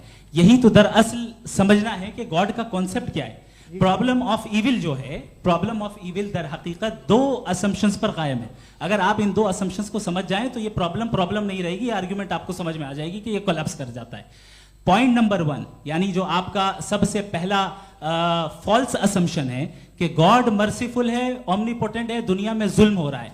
लेकिन आपको यह समझना चाहिए कि हमारे वर्ल्ड व्यू के मुताबिक गॉड सिर्फ ओमनीपोटेंट और सिर्फ मर्सीफुल नहीं है, बल्कि वो ऑल वाइज भी है और वो ऑल नोइंग भी है। उसके हर काम के पीछे हिकमत और विजडम है। ये कोई जरूरी नहीं है कि वो हिकमत और विजडम आपको समझ में आए या मुझे समझ में आए। अगर आप जो समझ रहे हैं उसके मुताबिक आप फैसला कर रहे हैं, ये लिमिटेड पर्सपेक्टिव से आर्ग्यूमेंट है। और इस चीज को हम अपनी दुनिया में, अपने लाइफ में, डेली लाइफ में इस प्रिंसिपल को एक्सेप्ट करते हैं। हम जब किसी डॉक्टर के पास जाते हैं, डॉक्टर के पास जाकर वो अगर उसने हमें कोई दवाई दी है तो हम ये तो नहीं कहते कि जब तक आपके पास जितना नॉलेज और जितना विजडम नहीं है, आपने क्यों ये दवाई दी है, तब तक हम इस चीज को एक्सेप्ट नहीं करेंगे। नहीं कहते, हम उसकी अथॉरिटी को तस्लीम करते हैं। क्यों? क्योंकि उसकी हम जानते हैं कि वो नॉलेजेबल है, वो विजडम वाला है, हमसे ज्यादा नॉलेज और हमसे ज्यादा विजडम है। बताएं सर। नहीं, डॉक्टर में और खुदा में बड़ा डिफरेंस है। डॉक्टर पढ़ा लिखा होता है एक, तो मैं उसकी बात सुनूंगा। दो ये नहीं कुछ जवाब तो ये भी नहीं है सर। प्लीज आप अगर सब ऑडियंस से बोलने लगेंगे तो फिर मतलब नहीं सिविलाइज्ड बहस का। मतलब आप ये कहें कि चूंकि आप डॉक्टर पे बिलीव करते हैं इसलिए खुदा पे बिलीव किए, क्या ये मिसाल आपको समझाने के आर्गुमेंट है, इस पे आपको एतराज नहीं है। तो सिंपल बात ये है कि मैं अगर ये यकीन कर लूँ कि एक ओमनीपोटेंट, उसकी मसलहत है, ये जो बच्चे मर रहे हैं ये मसलहत है उसकी, मुझे नहीं चाहिए इसकी मसलहत। उसकी मसलहत नहीं, यही तो समझना है, मतलब एक्सपीरियंस। अच्छा, इस आपने अभी मेरी बात पूरी सुनी नहीं। मैंने कहा आपका पूरा आर्ग्यूमेंट दो फॉल्स असम्पशंस पर है। एक फॉल्स असम्पशन मैंने बता दिया, दूसरा फॉल्स असम्पशन ये है कि इस दुनिया में इविल के होने का कोई गुड रीजन नहीं है, जबकि हमारे पास बाज रीजंस मौजूद हैं, हमारे पास बाज वजूहात मौजूद हैं। अगर इस दुनिया में इविल ना हो तो आप गुड को डिफाइन कैसे करेंगे? अगर जुल्म ना हो आप इंसाफ को समझेंगे कैसे? अगर तारीकी ना हो तो आप लाइट को समझेंगे कैसे? बहुत अच्छे। अभी और सुन लें, अभी और बाकी है। ये तो बात बहुत पसंद आई साहब मुझे, कि जब तक रेप ना हो तब तक औरतों की इज्जत का ख्याल आपने मेरा जवाब पूरा सुना ही नहीं। जब तक के बच्चों का कत्ल ना किया जाए तब तक आपको बच्चों की मासूमियत की इज्जत। आपने पूरा जवाब सुना ही नहीं। क्या बात है, क्या आपने नुक्ता निकाला? आपने पूरा जवाब सुना ही नहीं। आप सुन लें, मेरी बात सुन लें।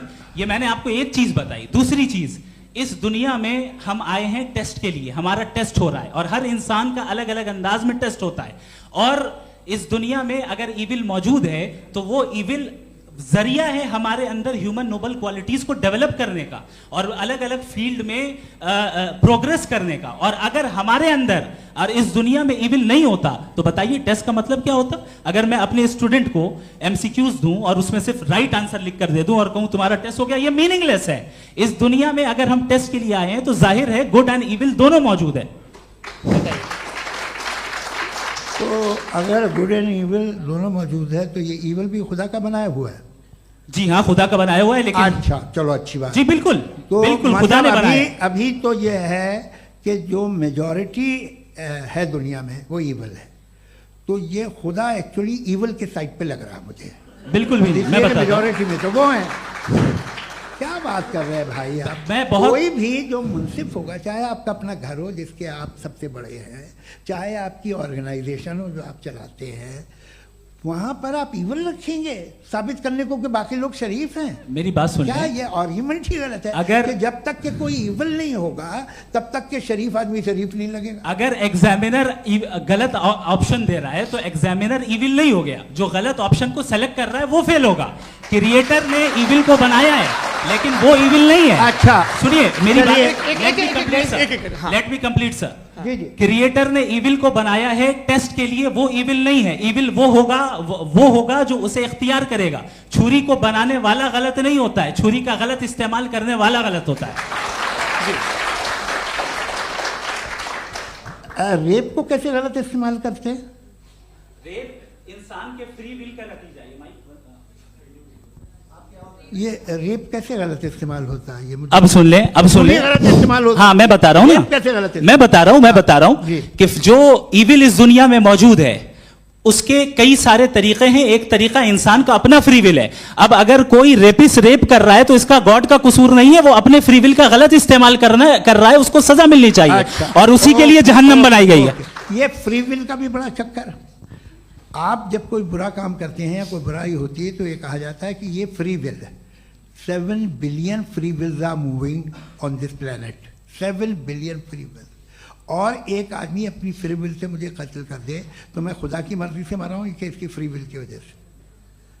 मेरी मौत खुदा के हाथ है या ये फ्री विल वाले के हाथ है? खुदा ने फ्री विल का निजाम बनाया है और उस निजाम का गलत इस्तेमाल करके कोई आपको मार रहा है, इस्तेमाल करके मेरा कत्ल कर देता है। अब मेरी मौत का जिम्मेदार कौन है? वो इंसान जिम्मेदार है। वो इंसान जी। तो ये कहना कि और उसको सजा मिलेगी। तो अब आप आगे चलिए कि ये तय करना कि अल्लाह ही या खुदा, सॉरी अल्लाह ने, खुदा ही जिंदगी देता है, खुदा ही मौत देता है, ये गलत है। बिल्कुल गलत नहीं है। हाँ, नहीं, निजाम उसी ने बनाया फ्री विल का, निजाम मौत और हयात का उसी ने बनाया। You are contradicting yourself. अभी आपने कहा कि एक आदमी ने फ्री विल से आपको मार दिया, इसमें उसे फ्री विल दी गई थी, उसने गलत इस्तेमाल किया। 7 billion free wills are moving on this planet और आप चाह रहे हैं कि मैं सिर्फ खुदा का ध्यान करूं। ये 7 बिलियन फ्री विल्स को मुझे लुक आफ्टर करना पड़ेगा कि नहीं? ये तो तबाहियां कर रही हैं और तबाहियां ज़्यादा हो रही हैं। बिल्कुल। तो अगर आप बताएं अगर खुदा नहीं है फॉर एग्जाम्पल, तो आप इविल को कैसे डिसाइड करेंगे? यानी how can you define evil objectively without God? देखिए, दुनिया में 2 तरह के जानवर हैं। एक जो अकेले रहते हैं जंगल में और एक जो ग्रुप्स में रहते हैं। ग्रुप में जो भी रहेगा, चाहे वो आपका फाउंडेशन हो, चाहे कोई क्लब हो, चाहे कोई पॉलिटिकल पार्टी हो, चाहे कोई यूनिट हो, उसमें आपको इंटरैक्ट करने के रूल बनाने पड़ेंगे। यानी लोग तय करेंगे। लोग तय करेंगे। अगर लोगों ने यह तय किया कि किसी का रेप करना सही है, आप जस्टिफाई करेंगे? नहीं, आपका फाउंडेशन तो ये हो गया ना कि लोग ही विल डिसाइड करेंगे। नहीं, अरे दुनिया में ऐसे ग्रुप्स हैं जो रेप को जायज़ मानते हैं सर्टेन हालात में। मैं डिटेल में नहीं जानूंगा, आप भी जानते हैं। ये जो आईसिस वाले थे, इन्होंने क्या किया था, तो उन्होंने क्या किया उसका खुदा से कोई ताल्लुक नहीं है सर। मैंने सिंपल सवाल किया कि इविल को आप डिफाइन करते कैसे हैं? आइए वापस आइए जी। आप साथ में तभी रह सकते हैं जब कुछ आप ऐसे उसूल डेवलप करें जिसमें हर एक का बेसिक तहफ़्फ़ुज़, हर एक का बेसिक राइट हो और हर एक को कोई आराम मिले। यही तरीक़ा है किसी भी ऑर्गेनाइजेशन जिसमें एक से ज़्यादा लोग हैं और वो ऐसे चलती है ज़िंदगी। उसमें अगर आप गड़बड़ करेंगे तो तबाही होगी, नुकसान होगा, बर्बादियाँ आएंगी। और अगर उसमें आप घर ले लीजिए ना, एक हस्बैंड है, एक वाइफ है, बच्चे हैं, वालदा भी हैं, 2 बहनें भी हैं, एक भाई भी है। अब इसमें कोई निज़ाम आपको चाहिए साथ में रहने का, और एक दूसरे पे भरोसा रहे, एक दूसरे के बहीख्वाह हों, एक दूसरे की मदद करें, ऐसी जिंदगी। सर आपकी बात आ गई। आप ये कह रहे हैं कि लोग डिसाइड करेंगे क्या सही है क्या गलत है, यही है? मेजॉरिटी डिसाइड करेगी क्या सही है क्या गलत है? अरे भाई बिल्कुल। मेजॉरिटी अगर ये कहे कि नाजी जर्मनी के साथ जिस तरह मेजॉरिटी थी कि जेनोसाइड करना सही, आप जस्टिफाई करेंगे? उस वक्त आपका ये सवाल सिर्फ उसके बाद क्लोजिंग। हाँ, उस वक्त प्लेनेट पे जो लोग थे, उनमें कितने लोग हिटलर को सही समझते? अच्छा, प्लेनेट की मेजॉरिटी तय करेगी, सोसाइटी की नहीं। प्लेनेट की मेजॉरिटी गॉड के एग्जिस्टेंस को सही मानती है, आप क्यों नहीं मानते?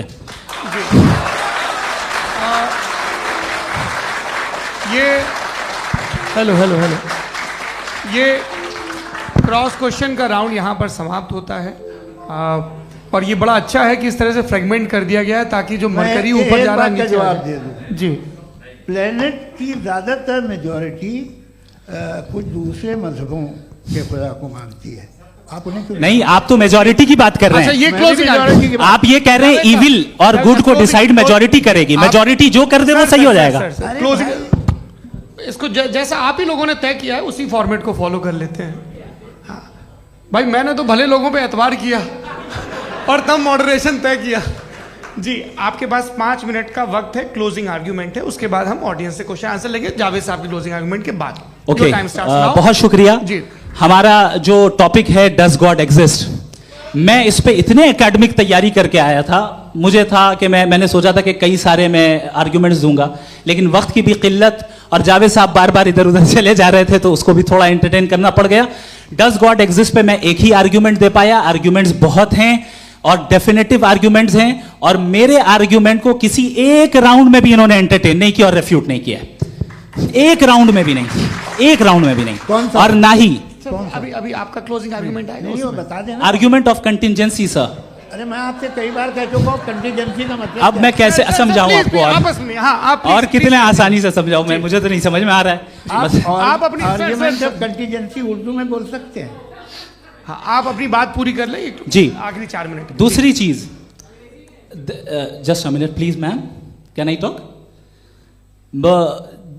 दूसरी चीज ये है कि आपने एक तो इसका जवाब नहीं दिया, दूसरा आपने गॉड के ना होने पर कोई डेफिनेटिव आर्ग्यूमेंट नहीं दिया, सिर्फ मजहब पे बात कर रहे हैं आप। मजहब तो आज हमारा टॉपिक ही नहीं था, आज तो हमारा टॉपिक हो, आप मजहब से ले लेकर आईएस तक चले गए, भाई हमारा क्या ताल्लुक है उससे, वी कंडेम देम, और उसका गॉड से क्या ताल्लुक है? अगर कोई गलत काम कर रहा है, किसी ने किसी को कत्ल किया, किसी ने किसी का रेप किया, उसको सजा मिलनी चाहिए, और आपके पास कोई भी rational strong foundation of morality नहीं है। आपने कहा कि मेजॉरिटी तय करेगी सोसाइटी की, वो सही होगा, मैंने कहा हिटलर को फिर आप सही कहेंगे, नहीं नहीं नहीं नहीं, प्लैनेट की सोसाइटी की मेजॉरिटी तय करेगी, तो प्लैनेट की मेजॉरिटी गॉड के एग्जिस्टेंस को मानती है, आप कह रहे हैं ये रिलीजियस है, तो यानी आपके पास कोई स्ट्रॉन्ग फाउंडेशन नहीं है ऑब्जेक्टिव मोरालिटी का। ऑब्जेक्टिव मोरालिटी का अगर कोई फाउंडेशन है तो वो सिर्फ गॉड है, गॉड है, गॉड है। थैंक यू जी। ये मुफ्ती शमाइल नदवी साहब का क्लोजिंग आर्ग्यूमेंट था। अब हमारे पास जी, मैं जी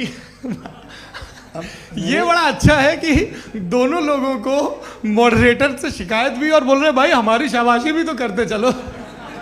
अब मेरी बात जी, आपके पास जावेद अख्तर साहब 5 मिनट का वक्त है, ये आपका क्लोजिंग आर्ग्यूमेंट है, टाइम रीसेट कर दें जी।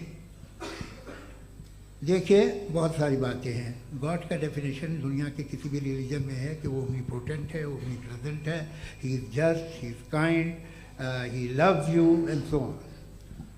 मैं जब दुनिया देखता हूँ तो मुझे कोई ऐसा सुप्रीम पावर यहाँ दिखाई नहीं देती है जो इंसान की बहबूदी के लिए कुछ कर रही हो, कमज़ोर को बचा रही हो, मदद कर रही हो, जालिम को पीछे हटा रही हो, मैं नहीं देखा, तारीख़ में नहीं। एक तो अगर है और ये देख रहा है तमाशा, तो उसका होना न होना बराबर है। दोयम ये कि ये जो है, जब आप ये कहते हैं कि कायनात जिसकी कंटीजेंसी है, मैं देखिए वो लफ्ज़ इस्तेमाल किया मैं, तो ये कैसे हो सकती है भाई? और फ़ौरन आप सरेंडर कर देते हैं कि जाहिर है कि इसका बनाने वाला तो इससे 10,000 गुना था कॉम्प्लिकेटेड होगा, उस पर आपके होने पे कोई इतराज़ नहीं है। उसे वो टाइमलेस है, वो पहले से था, टाइम तो बहुत बाद में आया, ये सब आप मानने को तैयार है, जिसका आपके पास कोई सबूत नहीं, आपके पास कोई रीज़न नहीं है। आपकी तारीख क्या है मज़हबों की, बिलीफ की, जो खुदाओं का बिलीफ है, ये कॉन्स्टेंटली गलत साबित होता रहा है। मतलब आप कहें कि अरिस्टोटल के ज़माने में तो सब जाहिल थे, वो भी इतने ही यकीन से खुदा पे यकीन रखते थे, जो अब नहीं रहा, ये भी नहीं रहेगा, आप लिख लीजिए। और इसके आसार आपको दुनिया में दिखाई देना शुरू हो चुके हैं। ये बहस क्या आज से 100 साल पहले इस तरह हो सकती थी? यहाँ तक तो आपको हम ले आए हैं। तो सर अरे इनको मदद की ज़रूरत नहीं भाई, ये सेल्फ सफिशिएंट आदमी है, आप क्यों इनकी मदद कर रहे हैं? Sir please. तो ये जो है तमाम बातें अपनी जगह हैं, ये एक पैकेज है। आप अकेले, कोई आदमी ऐसा नहीं जो सिर्फ गॉड को मानता हो, उसके साथ बहुत पैराफर्नेलिया आता है, अलग अलग पैराफर्नेलिया आते हैं। They have always created chaos in the society. मैं तो आपको सीधा ऑफर देता हूँ कि दुनिया में 10 इम्पॉर्टेंट बिलीव्स हैं, आप 1 मानते हैं, 9 नहीं मानते, 9 में आप एथियस्ट हैं, 9 को आप बिल्कुल रीजनेबली मेरी तरह देखते हैं। तो 90 मजहबी आदमी भी 90% एथियस्ट है, वो दूसरे खुदा नहीं मानता, एक खुदा मानता है अपना वाला, बाकियों को कहता है गलत है। अगर आप मानना ही बंद कर दें तो आपका 10% चांस है कि आप सही हैं और 90% चांस है कि आप गलत हैं। मेरा मशवरा आप मानना छोड़ दिए तो 50% चांस होगा कि आप सही हैं और 50% चांस होगा, 40% आप गेन करेंगे बाय बिकमिंग एन एथीस्ट।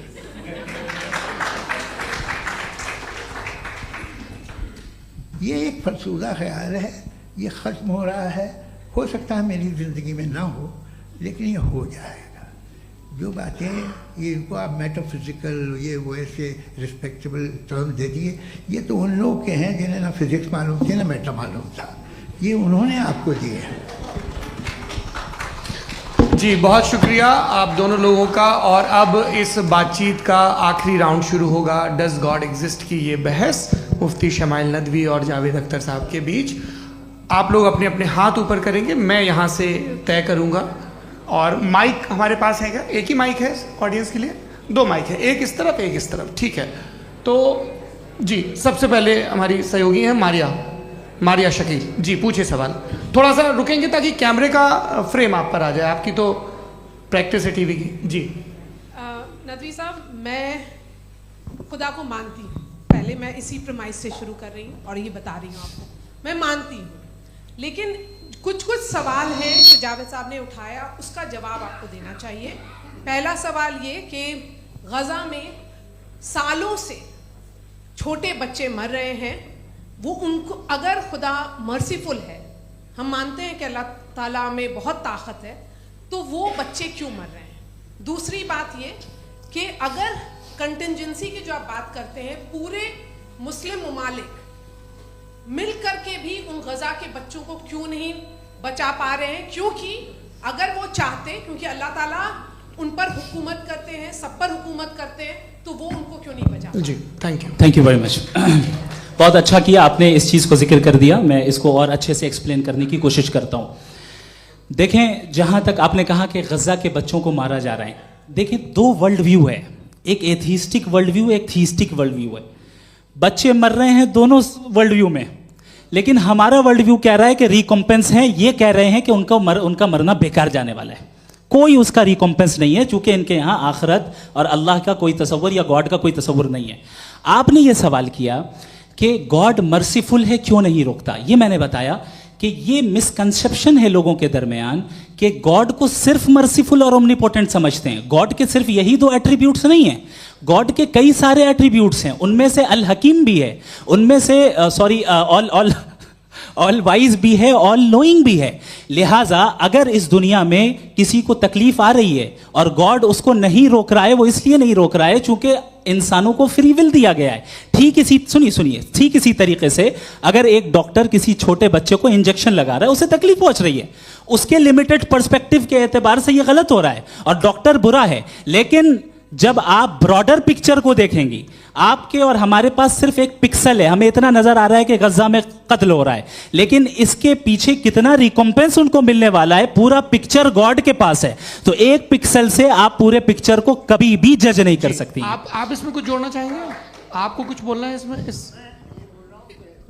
भैया आपने बहुत अच्छा जस्टिफिकेशन दिया, या आप वो जो वहाँ के प्राइम मिनिस्टर इजराइल के उन्हें भेजिए, वो बहुत खुश होंगे। आप जस्टिफिकेशन दे देना कि अगर गॉड नहीं है तो बच्चे क्यों मर रहे हैं, आप बताएं। वो ये सवाल पूछ रहे हैं कि अगर आप ईश्वर का अस्तित्व नहीं मानते हैं तो उन बच्चों की मौत को आप कैसे इंटरप्रेट करते हैं?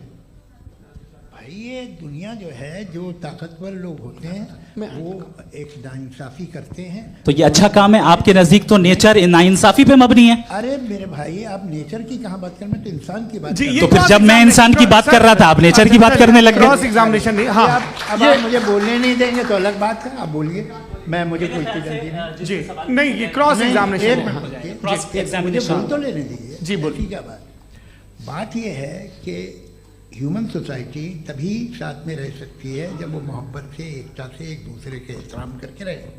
इसके अलावा पॉसिबल नहीं, अकेले तो इंसान रह नहीं सकता। वहाँ पर कुछ लोग हैं जो फाउल करते हैं, वो फाउल हमेशा से तारीख में होता आया है। आज ये हो रहा है, जो हो रहा है बहुत बुरा हो रहा है, बहुत जालिमाना है, बहुत जाबराना है। उसको आप कहें कि ये बच्चों को कॉम्पनसेशन मिल जाएगा या इसकी इंजेक्शन है, इंजेक्शन तो हेल्थ के लिए दिया जाता है। आप ये कह रहे हैं कि ये बच्चों की जो धज्जियाँ उड़ रही हैं ये इंजेक्शन है, ये टेस्ट है, ये टेस्ट है, और उस टेस्ट में उनको ऐसा रिकॉम्पेंस मिलेगा जो आपके तसव्वुर के बाहर है। ये आप 3 बरस के बच्चे को बारूद से उड़ा के टेस्ट ले रहे हैं। वाह, वो नहीं ले रहा है, खुदा नहीं उड़ा रहा है, इजराइल उड़ा रहा है। जी, ये तो उसको कंडेम अगला करें। सवाल लेते हैं, अगला सवाल लेते हैं प्रोफेसर पुरुषोत्तम अग्रवाल। मुफ्ती साहब, एक निवेदन आपसे है कि कम से कम थोड़ा सा माइक क्लोज एक रिलीजियस और फिलोसफिकल कर मैम प्लीज। एक रिलीजियस और फिलोसफिकल ट्रेडिशन है जो ब्रह्मांड को यानी यूनिवर्स को ही अंतिम मानती है। सर्वम खलु इदम ब्रह्मम, this is Chhandogya Upanishad, and it completely rules out the existence और नेसेसिटी, आपके शब्दों में necessity of a creator. The creation itself is the creator. तो एक मिनट प्लीज। दूसरा जो सवाल आपने अभी, जो आप बार बार कह रहे हैं कि भगवान विद्वान भी है, वाइज, सब जानने वाला, तो अगर विजडम में दुनिया भर के पापों और अत्याचारों को बर्दाश्त करना शामिल है, तो फिर इसका मतलब ये हुआ कि अगर मैं फ्री विल से उसको अपोज करता हूं तो ईश्वर की विजडम और मेरी फ्री विल में कॉन्ट्राडिक्शन है। Because when I am opposing whatever is happening in Gaza, then I am opposing the God's will और गॉड्स विजडम। जवाब लेते हैं क्योंकि तो गॉड की विजडम में, एक मिनट सर प्लीज सर, ये एक जुमला, गॉड की विजडम है कि गाजा में जो कुछ हो रहा है वो हो रहा है, मैं उसका अपोज कर रहा हूं, तो मैं गॉड की विजडम के खिलाफ जा रहा हूं। एक सवाल। दूसरा ये, नहीं, आपने 2 ऑलरेडी। सर आप और सवाल कर लें, लेकिन मुझे 2 जवाब दे सर, दें। पहले आपने ये कहा, सुनिए मेरी बात सुनिए। भाई इजराइल के गॉड के मुताबिक तुम्हारा ठीक हो रहा है ना? नहीं हो रहा है, ठीक नहीं हो रहा है, मैं बता रहा हूँ क्या हो रहा है। आप तशरीफ रखें, मैं बता रहा हूँ क्या हो रहा है। Let me complete please. एक सेकंड गाइस, एक सेकंड। ये देखिए, ऐसा है कि ये सब बड़ा आपस में विचार विमर्श के बाद ये तय हुआ था कि कुछ नियम बना लिए जाएं ताकि एक टाइम बाउंड बातचीत चले। और भाई साहब, आप बड़ा जरूरी काम कर रहे हैं, लेकिन कैमरे के फ्रेम में आके उस काम को गड़बड़ कर दे रहे हैं। ठीक है गुरु, अब मेरे को कहीं का गुस्सा कहीं निकालना था, सॉरी। नहीं, कोई गुस्सा नहीं है जी। तो प्रोफेसर ने सवाल पूछे, आप उनके जवाब दें, और थोड़ा ये सब लोग थोड़ा ख्याल रखें भाई, सवाल संक्षिप्त रखें जी। आपने 2 सवाल किया। सबसे पहला ये कहा कि हमारे पास ये कॉन्सेप्ट है कि ये यूनिवर्स खुद नेसेसरी बीइंग है, creation itself is the creator. How irrational is this कि मैं एग्जिस्ट करूंगा बाद में, लेकिन अभी एग्जिस्ट कर भी रहा हूं, यानी एक ही टाइम में एग्जिस्ट भी कर रहे हैं, नहीं भी कर रहे हैं। This is not true. दूसरी चीज, आपने कहा कि अगर इजराइल में, सॉरी माफ कीजिएगा, Israel doesn't exist, occupied Palestine में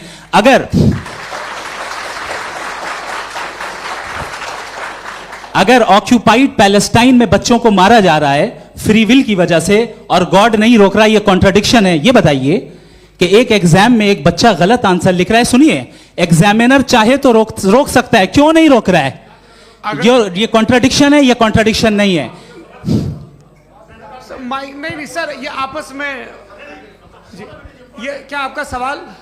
माइक दीजिए। फ्री विल दिया गया है टेस्ट के लिए, अकाउंटेबिलिटी के लिए। अगर फ्री विल नहीं होता तो आप कहते हमें रोबोट बना दिया गया। नॉट मिसरिप्रेजेंट माय पोजीशन, आपकी जो भी पोजीशन, मैं अपनी फ्री विल के नाते, अपने ह्यूमन विजडम के नाते गाजा में हो रही अत्याचार का विरोध करता हूं। बिल्कुल करना चाहिए। आपके हिसाब से मैं गॉड की विजडम का विरोध कर रहा हूं? बिल्कुल नहीं, वहां जो हो रहा है गॉड, बिल्कुल भी नहीं, बिल्कुल भी नहीं।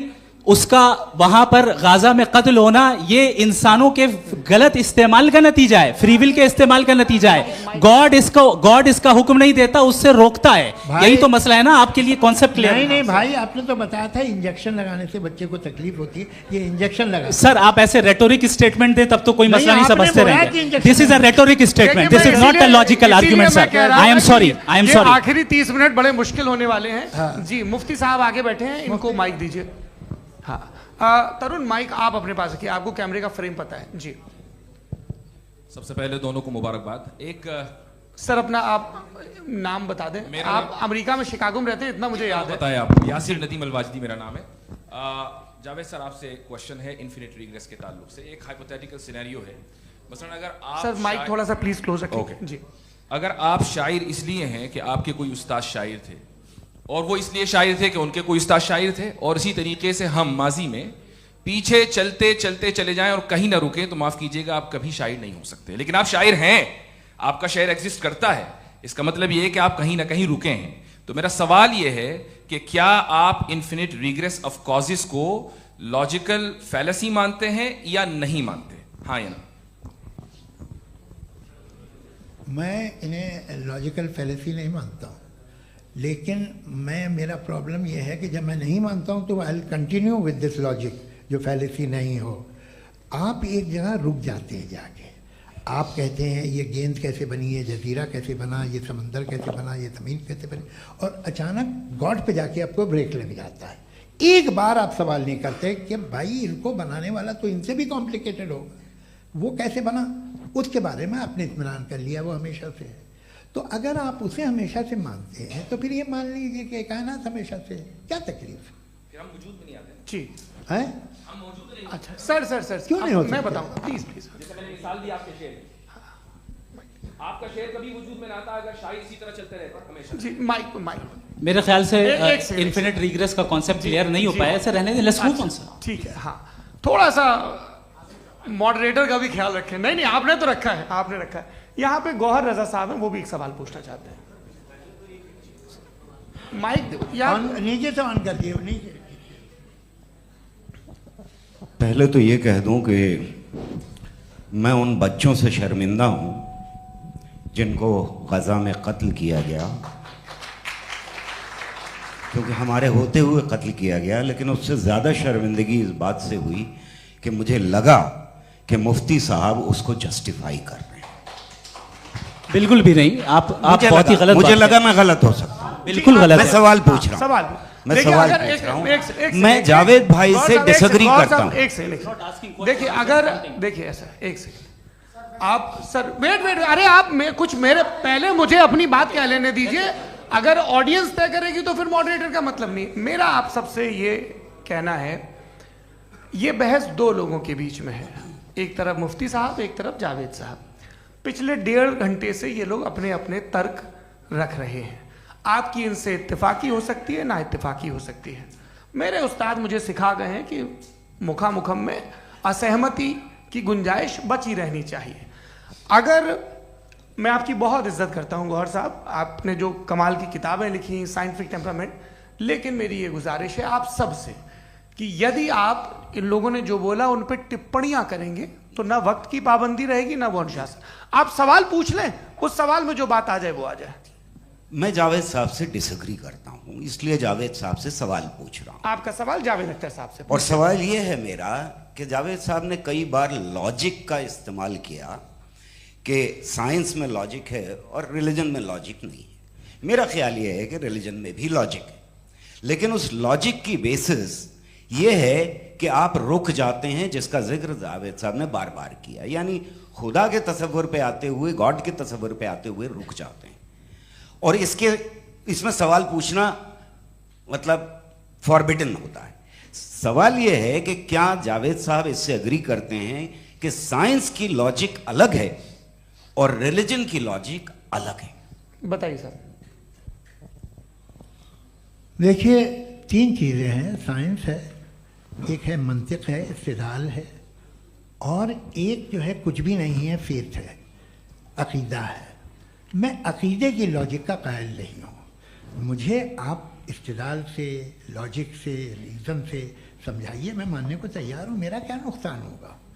लेकिन ये कि अकीदे पे मैं नहीं जा सकता हूँ। अकीदे का मतलब है कि तुम ये मान लो, सवाल ना करो, ये नहीं। आप सारी बातें करके, बड़ी साइंटिफिक बातें करके एक जगह जाके खुदा के वजूद पे रुक जाते हैं, सरेंडर कर देते हैं। मैं सरेंडर करने को तैयार नहीं। दैट्स ऑल जी। ये आगे सर बैठे हुए हैं, इनको माइक दीजिए। भाई। वो आप पूछना चाह रहे थे ना भाई? हाँ, नहीं मैं थैंक यू जी। आपका नाम? आसिम इफ्तिखार। आसिम जी, पूछिए।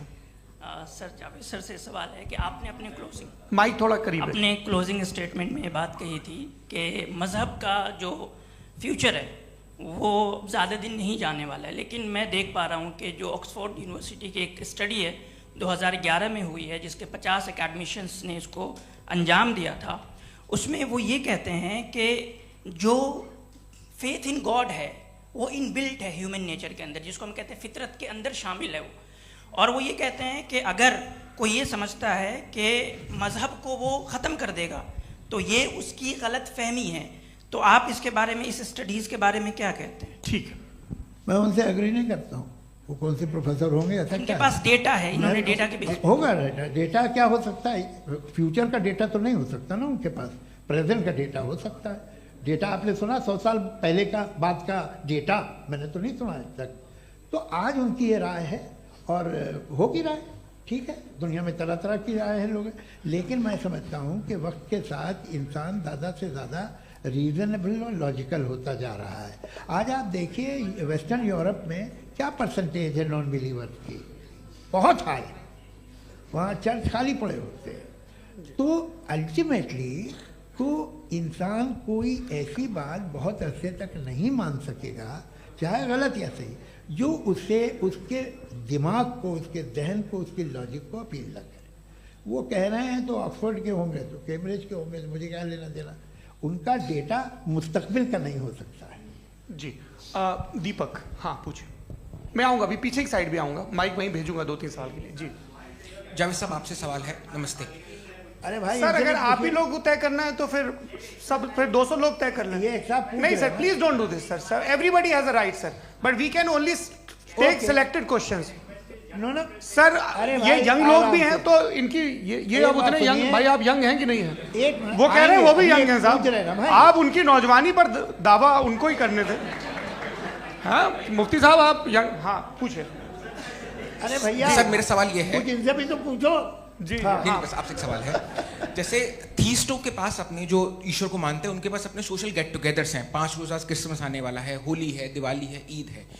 एथिस्ट क्या ऑफर कर रहे हैं? मतलब मैं इनकी दुकान से बोलूं मैं आना चाहता हूं उस तरफ, पर मैं अट्रैक्ट नहीं हो पा रहा हूं। मैं सोशल गेट टुगेदर्स क्या है आपके पास?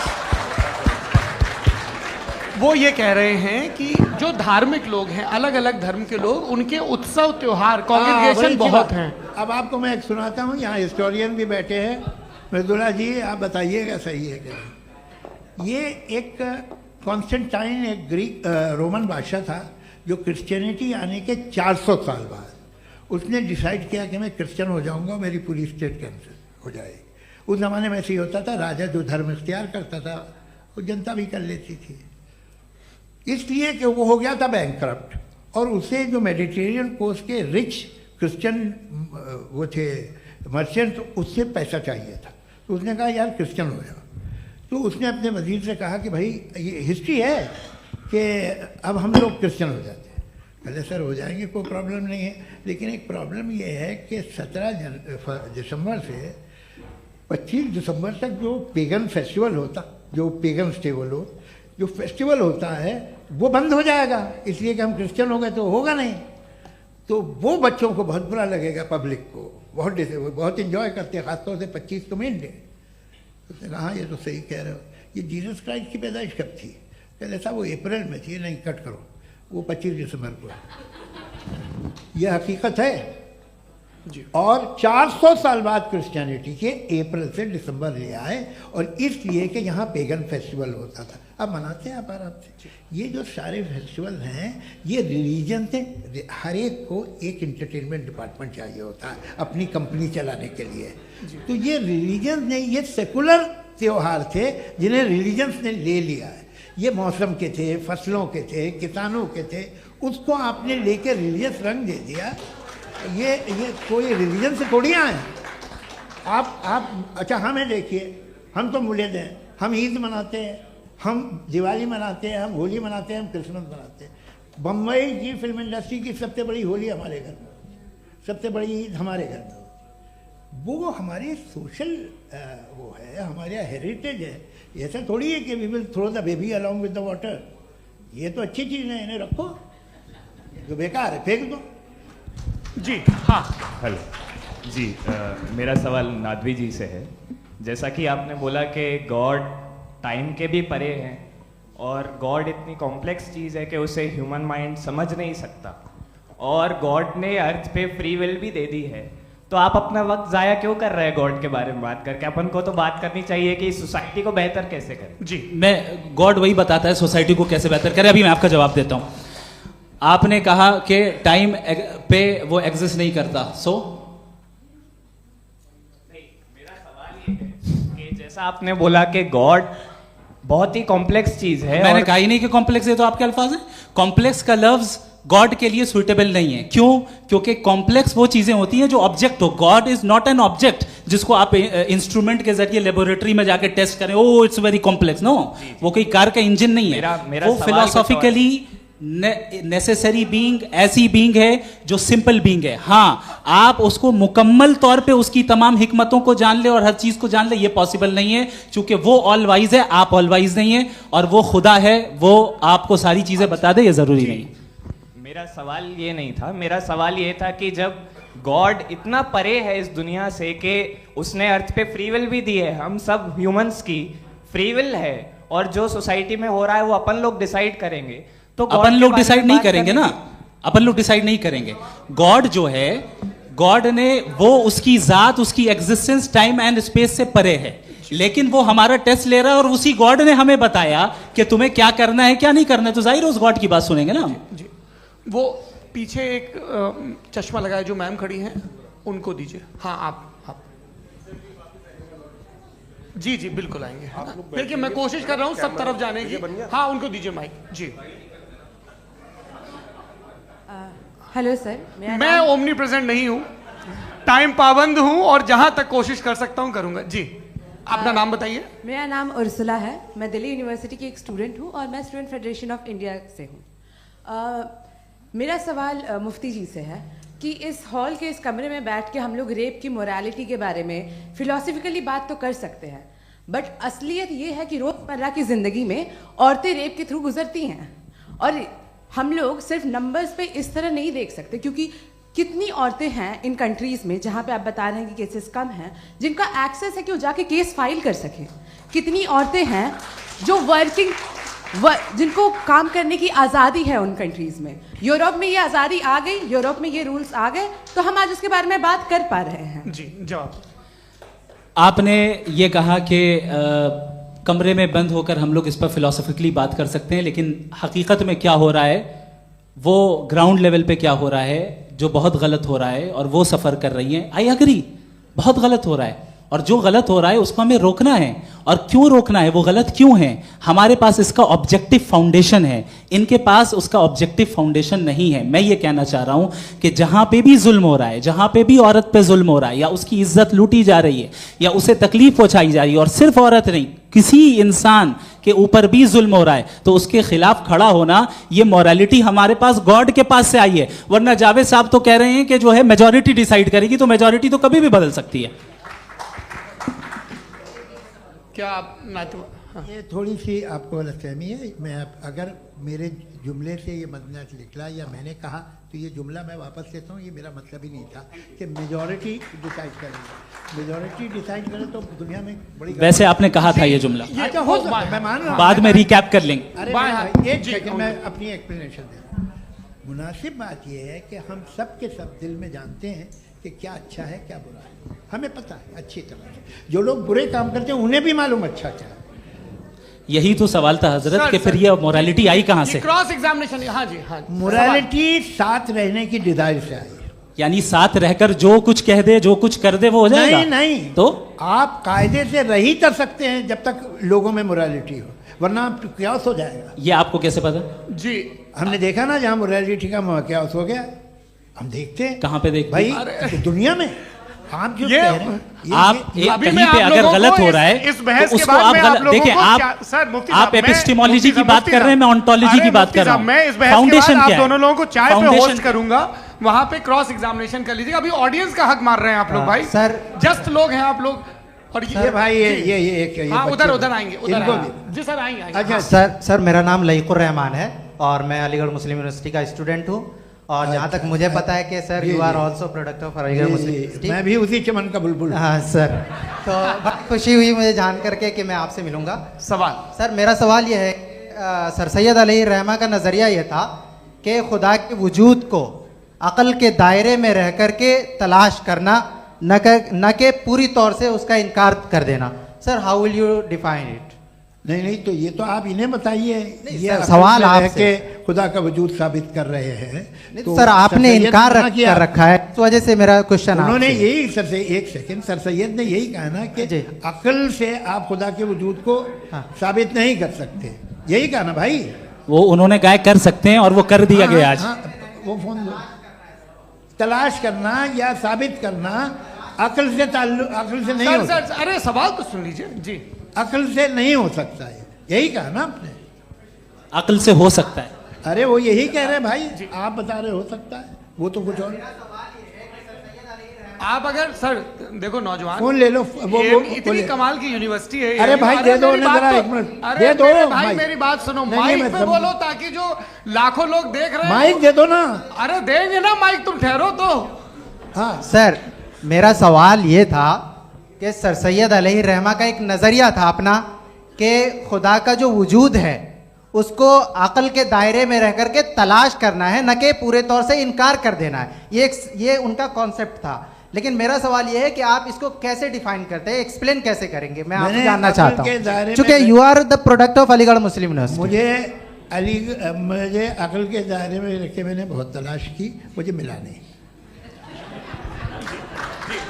हाँ ये इधर वो चश्मा लगाए जो, हाँ उनको दे दीजिए। जी जी फटाफट पूछिए, बस 5 मिनट है, 5 मिनट में खत्म हो रहा है। हाँ अस्सलाम वालेकुम मुफ्ती साहब। एंड मेरा सवाल जावेद अख्तर साहब से। क्या नाम है आपका? अरे भैया सब मुझे पूछ रहे हो। फैज पूछिए फैज साहब। तो मेरा सवाल ये है कि अभी जो एथियस्ट है वो problem of evil argument use कर रहे हैं अगेंस्ट मुस्लिम्स, राइट? कि इस दुनिया में इतना सारा इविल है और अगेंस्ट मुस्लिम तो यहाँ अगेंस्ट थियस्ट। हाँ थोड़ा सा करेक्ट कर लीजिए भाई, पूरी मशक्कत ही इसी बात की थी कि किसी एक मजहब पे बात न टिके। जी तो बेसिकली ये आर्ग्यूमेंट ऐसा है कि इस दुनिया में इतना ज़्यादा ईवल एग्जिस्ट करता है और अगर एक ऑल गुड गॉड है तो वो रोकता क्यों नहीं है? लेकिन इस सवाल में एक हिडन अजम्पशन ये है कि इस दुनिया में ईवल एग्जिस्ट करता है। अब एथियस्ट ये कैसे ऑन्टोलॉजिकली प्रूव कर सकते हैं कि इस दुनिया में ईवल एग्जिस्ट करता है? मैं आपको बताता हूँ, थोड़ा सा समझा। नहीं सर हम लोग इनको सुनिए। नहीं please don't do. I want to explain ontologically. नहीं हम समझ गए सर, इनको अब जवाब देने दीजिए। अच्छा सवाल पूछ लो। मैं अभी तक क्या था वो मैं थोड़ा सा ऐड ऑन कर लेता हूँ। तुम गुरु, तो हम जब इसका राउंड 13 करेंगे ना तब तुमको स्टेज पे बिठाएंगे। जी तो हाँ जल्दी से। तो देखिए एथियज्म के हिसाब से सब कुछ रैंडमली बन गया है, सब कुछ एटम्स और मॉलिक्यूल्स है। एक पत्थर में और मुझ में सिर्फ इतना फर्क है कि हम लोग एटम्स और मॉलिक्यूल्स का अलग अलग रीअरेंजमेंट है। अब एक पत्थर को कोई इंसान तलवार से 2 टुकड़ों में काट दे या मुझे, according to atheism it is same. There is no evil and good according to atheism. जी अच्छा फैज साहब का सवाल ये है कि हाँ कोशिश भी करते तो इससे गलत सवाल नहीं कर पाते। एक लाइफ फॉर्म है और लाइफ फॉर्म में फीलिंग्स हैं, मतलब लाइफ फॉर्म सुनता है, देखता है, टेस्ट कर सकता है, फील कर सकता है। तो उसकी जो क्वालिटी इस बबल में आ गई है वो जानवर में भी है, इंसान में भी है। तो जाहिर है कि उसे कोई तकलीफ पहुंचेगी, तो चूंकि उसके पास वो सेंसिटिविटी है तो मैं करेगा। पत्थर में वो सेंसिटिविटी नहीं है। तो ये क्या सवाल हुआ कि अगर पत्थर को काटा तो पत्थर को तकलीफ नहीं होती, तो आपको काटे तो आपको क्यों तकलीफ हो? बैठ जाइए। जी हाँ अगला सवाल। हाँ पूछे जी जावेद अख्तर साहब। अरे भैया सब आप लोग मुफ्ती साहब को छोड़ रहे हैं, मेरे ही पीछे पड़े हैं क्या? फिर चलो बोलो भाई। You asked how God can exist when children die in Gaza. Huh? You asked how God can exist when children die in Gaza, and you also mentioned the rise of atheism in Europe. But the same events also are leading many atheists and non-believers to turn towards faith. How do you interpret this contradiction, where suffering pushes some away from God, yet brings others closer to belief? आपको एक बात बताऊं, दुनिया perfect तो कहीं भी नहीं है, हर जगह कुछ खामियां हैं। बेटा 1 मिनट आप ही को कहेंगे, देखो वो तो कुछ खामियां, कमज़ोरियां, खराबियां सब जगह है। लेकिन अगर देखोगे ईमानदारी से कि दुनिया सबसे ज़्यादा महज़ब कहाँ है, एक आम शहरी को कहाँ हुकूक हासिल हैं, वो बोल सकता है, अपनी मर्ज़ी से काम कर सकता है, अपनी मर्ज़ी से राय दे सकता है, हुकूमत के ख़िलाफ़ बोल सकता है, बरसरे इक़्तिदार लोगों के बारे में बोल सकता है, सरमायादारों के ख़िलाफ़ बोल सकता है। तो आपको ये स्कैंडिनेवियन कंट्रीज़ में मिलेगा, वेस्टर्न यूरोप में मिलेगा। मैं नहीं कह रहा वो परफेक्ट है, बिल्कुल नहीं, वहाँ बहुत ख़राबियाँ भी हैं, परफेक्ट तो कोई। लेकिन जिन जिन मुल्कों में, लैटिन अमेरिका देखो, गल्फ़ देखो, वहाँ पर आपको ये ज़रूर है कि रेप नहीं होते होंगे।